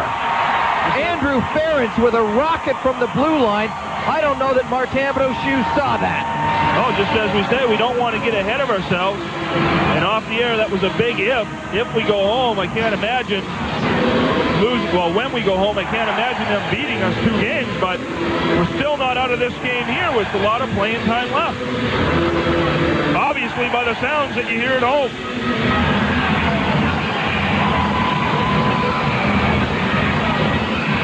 And the Penguins fans on their feet and celebrating a goal that brings Wilkes-Barre within 1 here with 13:46 to play in the 3rd period. 4-3, St. John continues to lead, but that 2-goal lead just trimmed by 1. Andrew Ference with what will be his first of the postseason. A blast from the blue line that Martin Brochu saw that it was only at the last moment. Penguins goal scored by number 5, Andrew Ference. His first of the playoffs with an assist to number 10, Billy Tibbetts. Time of the goal, 6:14. 6:14, the time of that goal. Tibbetts with the lone assist on the Ference goal. His first of the playoffs. Into the neutral zone come the Flames. Steve Bejam pushing the puck across the blue line. Ference now works in behind his own net.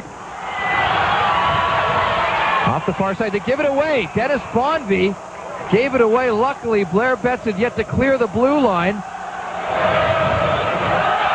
And the chant can't quite make that out, but the Wilkes-Barre fans are into this game in a big way once again, and all of a sudden, 6:14, the time of Andrew Ference's first of the playoffs. Billy Tibbetts with his 2nd point of the night. He scored the opening goal of this hockey game. 4-3 the score. Flames up. 13 minutes to play here in the 3rd. Michael Roosevelt leading the Penguins into the Flame zone. Monador moves in behind. Avoids Eric Meloche, but can't do much with the puck. They finally get it into the far corner. Blair Betts brings the Flames to the red line. He'll fire the puck ahead. Perrant playing it to the near corner. Betts scooting in along that near board and plays it back down in behind. Melikar, the far side for Meloche, and now Kraft. Skated right by the puck. Rico Fata turns it back into the Penguin zone. Melikar, lead pass. Meloche throws that puck ahead. Brochu tips it into the far corner. DuPont takes a hit from Sonnenberg. Botterill comes up and moves the puck forward. Turned back in over the St. John blue line. DuPont now races up the near side. He gains the red line, throws it in. Buckley knocks it to the far corner. Botterill will chase to it. Peterson comes in. Murray able to poke that puck away and work up the far side boards. He'll dump it back in behind the net of Rich Perrant. Up the near side. It rolls, knocked down by Chris Clark. Can't play it very deep in the zone as Kelleher takes over. Now at the red line, Marty Murray turns the puck back into the Penguin zone. Kelleher takes a huge bump from in behind. Chris Clark nailed him, and Kelleher remains on the ice. Chris Clark continues to throw the weight around. It's very interesting to see. I mean, Mike Hasenfrat's standing right in front of it, and he thinks it's okay to let go. Now Trent Cull's over there in Hasenfrat's face. Here it is here. If you're viewing at home, for those not listening or listening in the radio, you're not going to be able to see it, but Chris Clark with a clear violation of the rules from the angle on the television replay at the very least. Absolutely. Hasenfratz figured he was coming out of the corner and got Ference maybe from the side or behind, but the television replay will show and has shown that Clark gets away with one there. Does draw a face-off inside the Wilkes-Barre zone. 11:44 to play. 3rd period. Flames up by a goal. 4-3. The score at this point of Game 5 of the Calder Cup Final. Tibbetts and Tkachuk facing off. Not in the face-off circle inside the Wilkes-Barre zone, just inside the blue line, about 10 feet in. Linesman goes to work lining up Tibbetts and Tkachuk. Tibbetts pushes Tkachuk forward, and the defenseman, Ference, skates to the puck. He'll work it up off the far side boards. Walzer able to control it in his own zone. Feed Tkachuk. He'll in turn feed Sergei Varlamov. They come to the red line. Varlamov throws it in. It bounces off the end board. Lies precariously in behind the net of Perrott. Ference gets to it first. Plays it away from Tkachuk. Sharp angled shot. Varlamov off the far boards. Rolls around. Up the near side. Into the neutral zone. Martin turns it back into the Wilkes-Barre zone. Rolls just to the side of the net. And they will whistle that as offside as Andrew Ference gets to the puck in behind Rich Perrott. And a face-off will come deep inside the Flames' end of the ice. Well, one would have to think now, Andy, that Mike Hasenpratz maybe let one go, so St. John is going to have to be on their best behavior here in the next few minutes. I really don't think it'll take like a murder for him to call a penalty with under 5 minutes to go, but you never know. So I would have to say he's probably looking to get one. Well, not looking to get one, but the next one could go to St. John, so they better be careful. Off a draw in their own zone. Flames control. Darryl Scoville works it up the far side boards. He'll bank it out of the zone into the neutral ice area where the Penguins play it right back. And Mickey Dupont has to race to the puck in behind the net of Brochu. Up on the far boards one more time. Ahead to Dave Roach. He pushes it out of the zone. At the red line, Penguins take over. They fire it forward. Knocked down by the Flames. Dupont sends it ahead. Roosevelt knocking it down inside his own zone. Fata in there pressuring. Forces Roosevelt to dump it in behind the net of Perrott. Melikar to it. And he sends it ahead looking for Milan Kraft. Way past him, and Scoville finds it inside St. John territory. Rink wide for Tkachuk. Another rink wide pass for Bégin. How are they going to whistle this one down?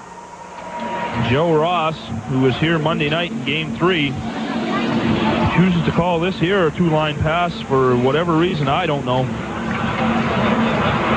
Well, the pass went to Tkachuk, then Bégin tried to work it ahead to Fat on a nifty move, but the officials rule it was across two lines. At least one of those passes, I think the Tkachuk to Bégin pass was the one they ruled as covering two lines. That'll bring a face-off just inside the Flames' blue line from the point of infraction. Dylan Geary on the ice. He hasn't seen too much ice tonight. He has made his return to the Penguins lineup, though. Long drive in on Perrott.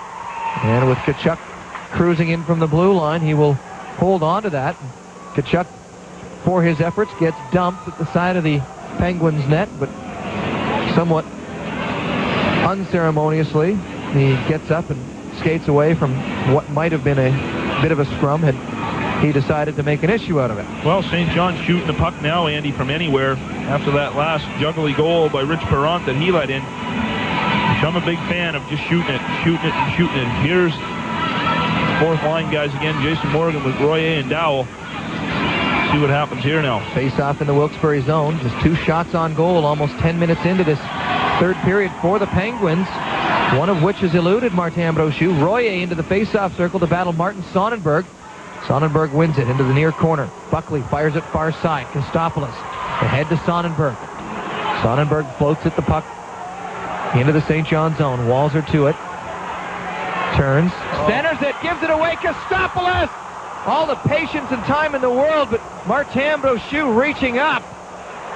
Holy cow, that one was just too close for comfort. Derek Walzer very uncharacteristically giving the puck away right to Kostopoulos in the slot all by himself. Brochu comes up with a big save, and immediately the first person over to congratulate Martin Brochu on the save, Derek Walzer. Well, here it is here for the viewers at home.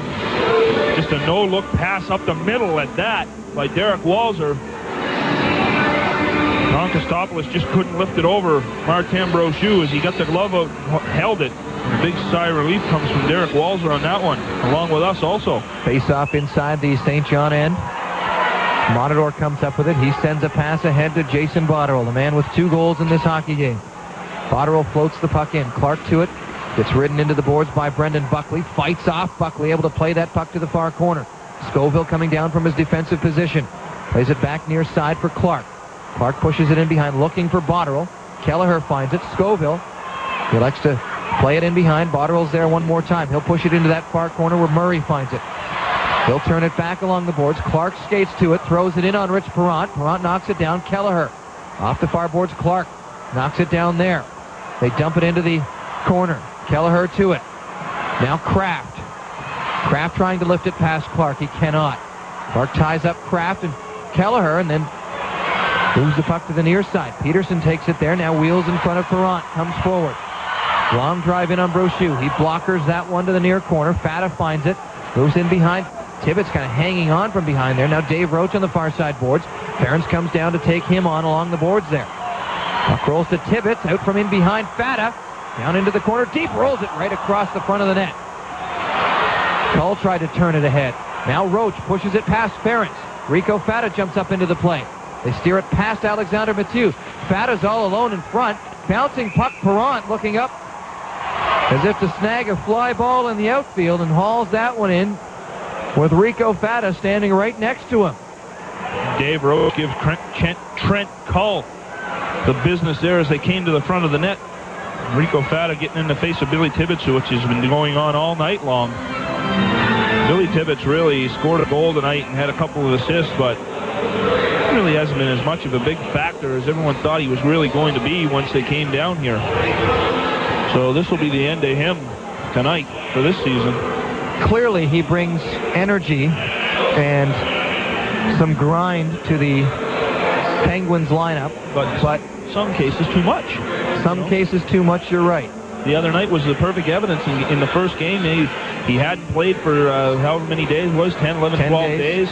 You know, and he come out and he took that foolish penalty, and St. John ended up scoring on the power play. Not that it mattered anyways at that point, but you know, sometimes that too much energy. He's going to be a good hockey player. Don't get me wrong. If he can get his legal problems straightened out and everything, so he can be the complete hockey player and be able to go to Canada and all that there, yeah, he's going to be missed. But all the perception was that this guy was going to be the type of player that could turn the series around, and really he hasn't shown me that in this series. I think a considerable amount of time has to pass before Billy Tibbetts will be able to move freely back and forth across the U.S.-Canadian border. 8:39 to go in the third period. Flames up by a goal. 4-3 the score. Face-off coming up inside the Wilkes-Barre zone to the right of Rich Perrant. Blair Betts. Darcy Verreau in to take this face-off. Haven't seen a whole lot of Verreau tonight. Betts wins the draw. Back to Rick Mrozek. Mrozek, a shot off the skate of Alexander Zavakin. Ferentz near corner. He'll turn it out of the Penguin zone. Turn it over in the neutral zone to Mrozek. Mrozek sends it ahead to Roach. Roach just dumps the puck into the Wilkes-Barre zone. Ferentz moving there once again in behind his netminder. Ahead to Verreau. Geary over the blue line. Flames knock it out into the neutral zone one more time. Force the Penguins to regroup. Flames actually come up with the puck. Blair Betts will steer it down on Perrant. They'll send it to the far side corner for Ferentz. He comes ahead from there. Zavakin dumps it into the Flame zone. Brochu moves out of his net to play the puck, and then up off the boards. Mike Martin looking for Tkachuk or Bejan. Both of them turning away from where that puck was fired to by Mike Martin, and now Tkachuk and Bejan, a little conversation with 7:49 to go in this period, and the Flames up 4-3. Well, just a little bit of miscommunication, as you say, Andy. But this is the time of the game now with 7:49 to go in the third period where you want to have yourselves on the same page in all aspects of the game. Not just a little mispass in the icing. I mean, we'll see if it doesn't come back to hurt them, but, you know, you want to be on the same page now at this time of the game. 7 shots on goal for the Flames at this point in the period. 4 for the Wilkes-Barre Scranton Penguins. Flames dump it out of their zone past Michael Roosevelt on the blue line. He moves down the far side board, sends it this side for Joseph Melikar. Sonnenberg ahead to Crozier. They cross the blue line, but the Flames interrupt that forward progress. Now Sonnenberg in over offside as the puck bounced right in and around the blue line, and Penguins fans are not happy, nor are the Penguins. Well, you know, it's one of those ones that definitely wasn't offside. There's no doubt about it. Mike Hasenfratz gets the arms in the air as the shot was taken, as the whistle was being blown. You know, those tough plays like that there, I mean, you give the linesman credit when the play is made, but with the ones that are, you know, that you can obviously see that they've made the wrong call, You have to give it. It goes both ways, and there we're going to say, yeah, it was a favorable call for St. John, but it was the correct call to make. 7:29 to go. Clock is ticking here in the third. 4-3. Flames lead the Penguins. Brendan Buckley of the Wilkes-Barre Scranton Penguins driving the puck into the Flames end of the ice. Mike Martin playing the puck. Far corner now. Botterill runs right into Buckley. Kraft turns at the blue line, throws it ahead, knocked down Chris Clark. Marty Murray from the red line. He'll just dump the puck into the Penguins end of the ice. Toby Peterson skating to it. He and Chris Clark collide heavily. Peterson had played the puck away into the corner. And now Kelleher finds it, dumps it over the head of Mike Martin, bouncing in behind him. Walser picks it up, banks it ahead off the far side boards for Botterill. Botterill touches it down into the Wilkes-Barre end of the ice. Cull moves quickly to it. Cull looking ahead for Mathieu. DuPont picks the puck up, though. Mrozik, he'll bank it ahead off the far side boards. Past Jason Botterill, must have hit him, though, because they'll wave off the icing. Tibbetts quickly trying to avoid Rico Fata cruising in behind the net there. Now Ferentz. He banks it ahead on the far side boards. Mrozik finds it at the red line. Roach helps turn that puck back to the Wilkes-Barre zone. And it's at this point in time, Glenn Patrick wondering whether or not he's going to have to pull Rich Perrant from the net in 5 or 6 minutes to get an extra attacker on the ice. Although once again, we look ahead a little too quickly. Puck bouncing in behind the net of Perrant. Roach getting a little bit of business from Ferentz. Now Betts steals the puck away. He'll turn a shot toward the net. Knocked down by Ferentz at the blue line. Mrozik gets a drive away, but it's off a leg. Bounces onto the mesh in behind the net. Ferentz pulls it off. He feeds Bonvie. Bonvie lifts the puck high up over the red line. It bounces at the blue line of the Flames. Daniel Tkachuk turns it back Wilkes-Barre way.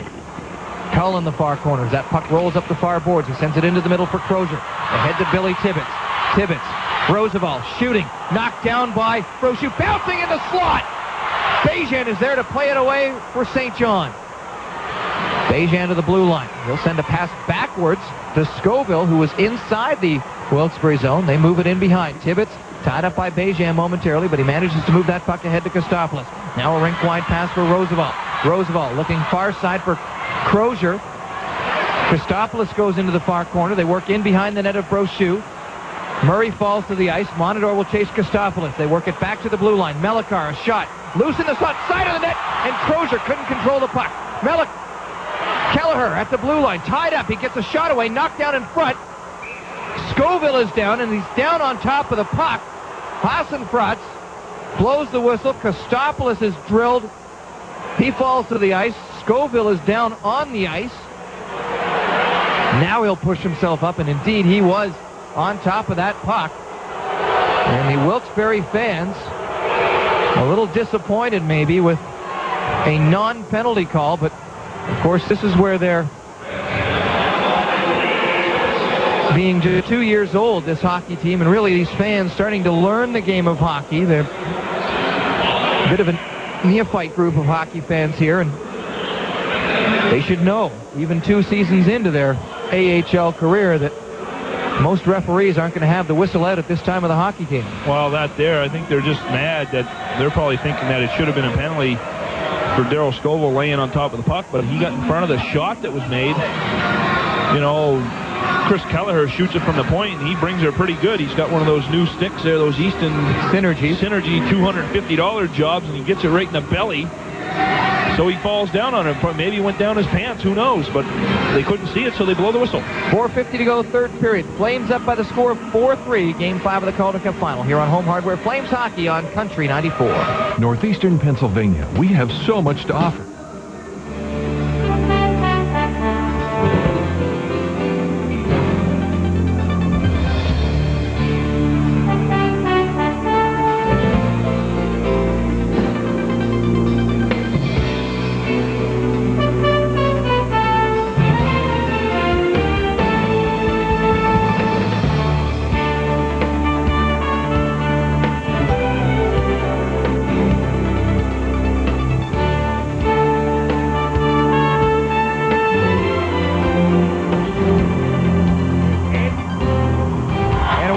Wilkes-Barre, Pennsylvania. Andy Campbell and Chris Barton here with you. 4:50 to go, third period. Flames up 4-3.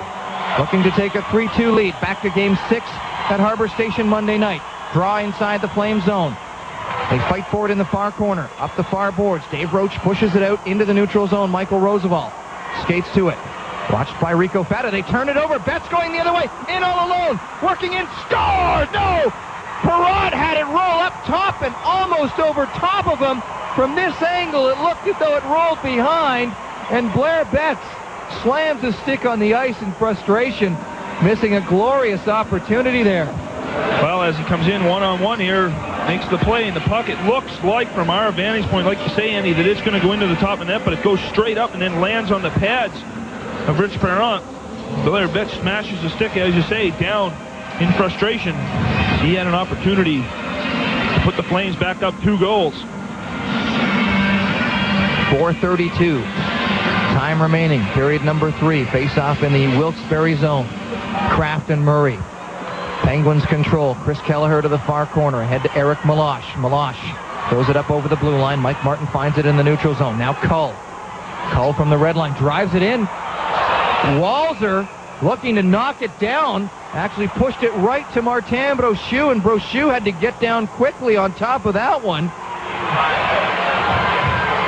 Shots on goal here so far in this hockey game for the Wilkes-Barre Scranton Penguins, 23. For the Flames, 33. And Chris, we talked about it early in the first period. The Flames wanted to limit the number of shots by the Penguins to about 25. They don't have too many more to give up with about 4 minutes remaining. Well, and then you end up giving them shots there as Derek Walzer pushed that one. I don't know if they credit it as a shot, but he pushed it back towards Martin Brochu and created some scary moments. As the fans are just realizing, they realize this is the last hockey game for them, and they're going to let the Pens know that they're behind them here in the last 4:20. Betts and Tibbetts in the face-off circle. That draw won by Blair Betts. Now Rico Fata starts it off and plays it into the neutral zone. Penguins pick it up. Dennis Bonvian over the blue line. Can't do much as he ran right into Blair Betts as he played that puck in. Now bouncing puck near side corner. Zavakin sends it far side. Bonvian to the far corner. Kelleher holds at the blue line. Betts plays it ahead. Rico Fata and Kelleher tie up right at the blue line. Bouncing puck finally played into the neutral zone. Glove down by Betts. He'll knock it forward. Roosevelt and Roach racing to it in the near corner. Fata gets to it. Plays it toward the net. Off the boards in behind. Billy Tibbetts fights his way around Marty Murray. Gains the red line. A long drive into the St. John zone. It'll roll in behind Brochu. Check that. DuPont at the side of the net. And Marty Murray dangerously right in front of his own net. Came up with the puck off the bounce off the side of the net and then dumped it down in on Rich Perrott. Puck has come back into the neutral zone. Flames fight for it there. Michael Roosevelt comes up with it at his own blue line. Near side now. Melikar plays it past Monador, rolls it in on Brochu, and Brochu does the wise thing and just gets down on top of that puck with both Tom Kostopoulos and Craig Crozier. Penguins both in the vicinity. 3:10 the time remaining in the third period. 4-3, St. John with the lead. Well, Martin Brochu says I'm not going to take no chances, so I'll lay on this one. We'll take our chances in the face-off circle, where St. John has been pretty good in this game tonight, along with all the games here in Wilkes-Barre. They struggled in the first 2 games at home in that department, but they've turned it around. As you can see in the game day skates, the guys are taking the extra face-offs at center ice, and it's paid off.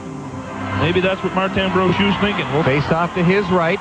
Darcy Verreau and Daniel Tkachuk, and all of a sudden we see Verreau on the ice a little bit more, taking these key face-offs. Darryl Scoville up the far side. It'll roll out over the blue line. Sergei Varlamov chasing Andrew Ferentz in the neutral zone. Ferentz ahead to Verreau. He ruled out a 2-line pass, and clearly that one covered 2 lines. We have exactly 3 minutes to play in this third period. Well, now St. John's just going to have to do, you don't like to see it trying to hang on to a 1-goal lead, but you would have to think that's what's going to have to happen here in the next 3 minutes. Just get it in, get it out, get it in, and get it out. And then the Wilkes-Barre Penguins are going to pull the goaltender, at some point, if they don't score here in the next couple of minutes. The Wilkes-Barre Scranton Penguins already in overtime as far as they're concerned. They're looking to get a face-off drop just inside the Wilkes-Barre blue line. Steve Bejan and Eric Meloche hacking at each other. Finally, they are able to lay that one down. Kraft pulling it back to Cull.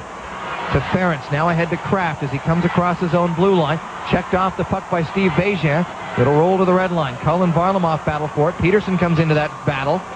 Kraft comes up with it, moves it to Ferentz. Ferentz to the red line. He'll backhand it into the St. John zone. Goes Shoe out of his net to play it. Monador works it off the boards on the far side to Ferentz. He'll hold at the blue line. Knocked out by Steve Bejan. Bejan got a bit of a glove in the face. Wow. A slashing call is going to go the way of Andrew Ferentz. This is unbelievable. Unbelievable. Steve Bejan. I don't think I ever saw the slash. I definitely saw Ferentz get his stick up maybe a little high on Steve Bejan, who has all that patchwork done to both sides of his face. Well, it has to be something, because I cannot imagine Mike Hasenfront. He's throwing his hands at Milan Kraft saying, what do you want me to do? You can't swing a stick at him. But until I see it here in the replay, I'm not going to know, because I didn't see the slash. I was just in amazement that the arm was up, and who was it going to go against? Andrew Ferentz slashing his stick on the glass inside the penalty box. A slashing call. 2 minutes worth of penalty for Ferentz, 2 minutes worth of power play for the Flames, and just 2 minutes and 31 seconds left in the hockey game. Well, they must not have a replay in the truck outside for us to view it. And the Wilkes-Barre fans get on Mike Hasenfront here now. And Hasenfront getting his ire up as the two teams continue to jabber.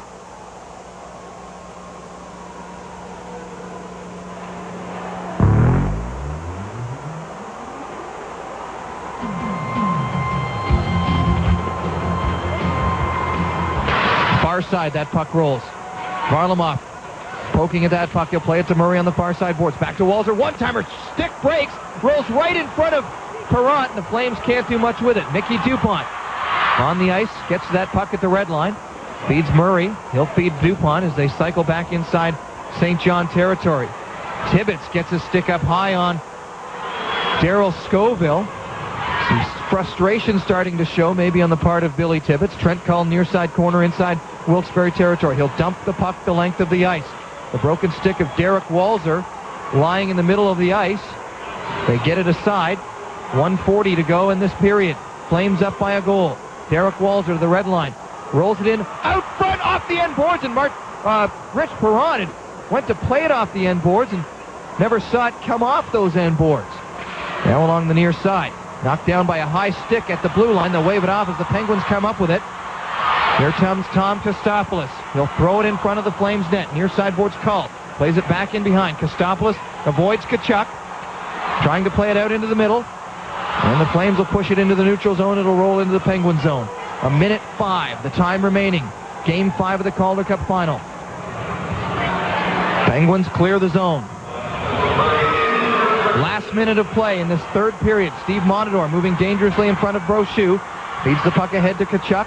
Roach inside the Penguin zone. Into that far corner. Kelleher ties him up. Roosevelt takes the puck away. Rico Fata takes the puck away from him. Still working for that puck in behind the net now. Near corner, Toby Peterson. Turns, feeds Kelleher. He'll work to the far corner. Fata moving from corner to corner there, pressuring these Penguin players. Penguins back at full strength. Puck rolls right in on Martin Brochu. The net is empty. Inside the Penguins' end of the ice as the penalty expired, and the puck rolled down into the St. John zone. Rich Perrant left the Penguins' net.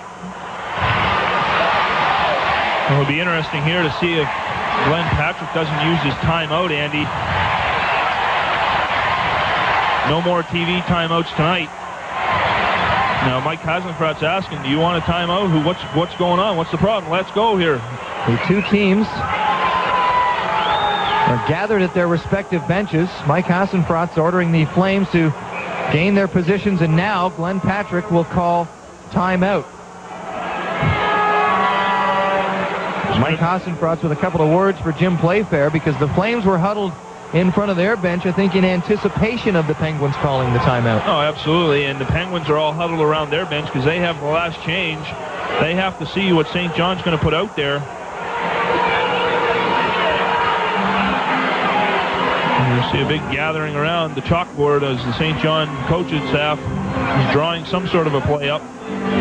We got some guy trying to climb the glass here behind the St. John bench. But Mike Hasenfratz was getting a little bit owly there at the point when he didn't know what was going on. Tried to say, let's go, boys, and then finally they did take the timeout. It'll be interesting to see tomorrow if this refereeing crew, if the score holds up here for 25.5 seconds, they're going to be on that same bird with us tomorrow, one would have to think. See, they got us in the middle of the two teams anyways. We're going to be piled in the middle of the aircraft. We'll be playing linesman tomorrow. 25.5 seconds left in the third period. Net is empty at the Penguins' end of the ice. Face-off coming up inside the St. John end. To the right of Martin Brochu. Milan Kraft will take the draw for the Penguins. Blair Betts will take the draw for the Flames. A key face-off. The Penguins fans on their feet. Betts ties up the draw. Bejan pushes it away from the face-off circle. It rolls to the side of the Flames net. They get a shot off. It was wide. In behind now. Betts up the near side boards. He'll push it ahead to Bejan. Can they get it out of the blue line? Yes, they can. Kelleher at his own blue line. Checked by Clark. They push the puck to the far side of the boards. Scoville in the neutral zone. The Flames are offside. They get back onside. Scoville flips it ahead. Final second, and the game is over. The Flames win the hockey game 4-3. And now Steve Bejan delivering a punch to Billy Tibbets. Tibbets may have gotten a stick up inside of Bejan's face, but Billy Tibbets' season is done regardless. But the frustration showing for Steve Bejan. He's taken a beating here in this series. And Billy Tibbets, you know, in the back of his mind, he knew that this was the end of his season, so he was going to get a couple of shots in, cheap shots at that, at Steve Bejan of all guys. He didn't need that at all.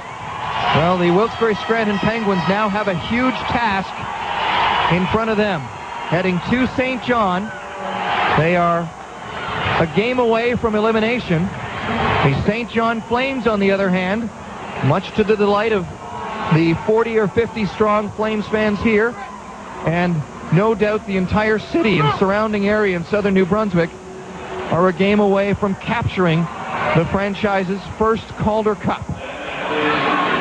Well, you know, the break came, and the break came when the cheap goal that Rich Perrant let in, because he didn't get it from the back line as Marty Murray threw it to the front of the net, and it bounced in off his pad or a skate or whatever you want to, how it went in, And then, to everybody's amazement, and we still were waiting to see it there, but we're not going to see it now, the infamous slash on Steve Bejan, called a penalty called against Andrew Ferentz, and that really put the...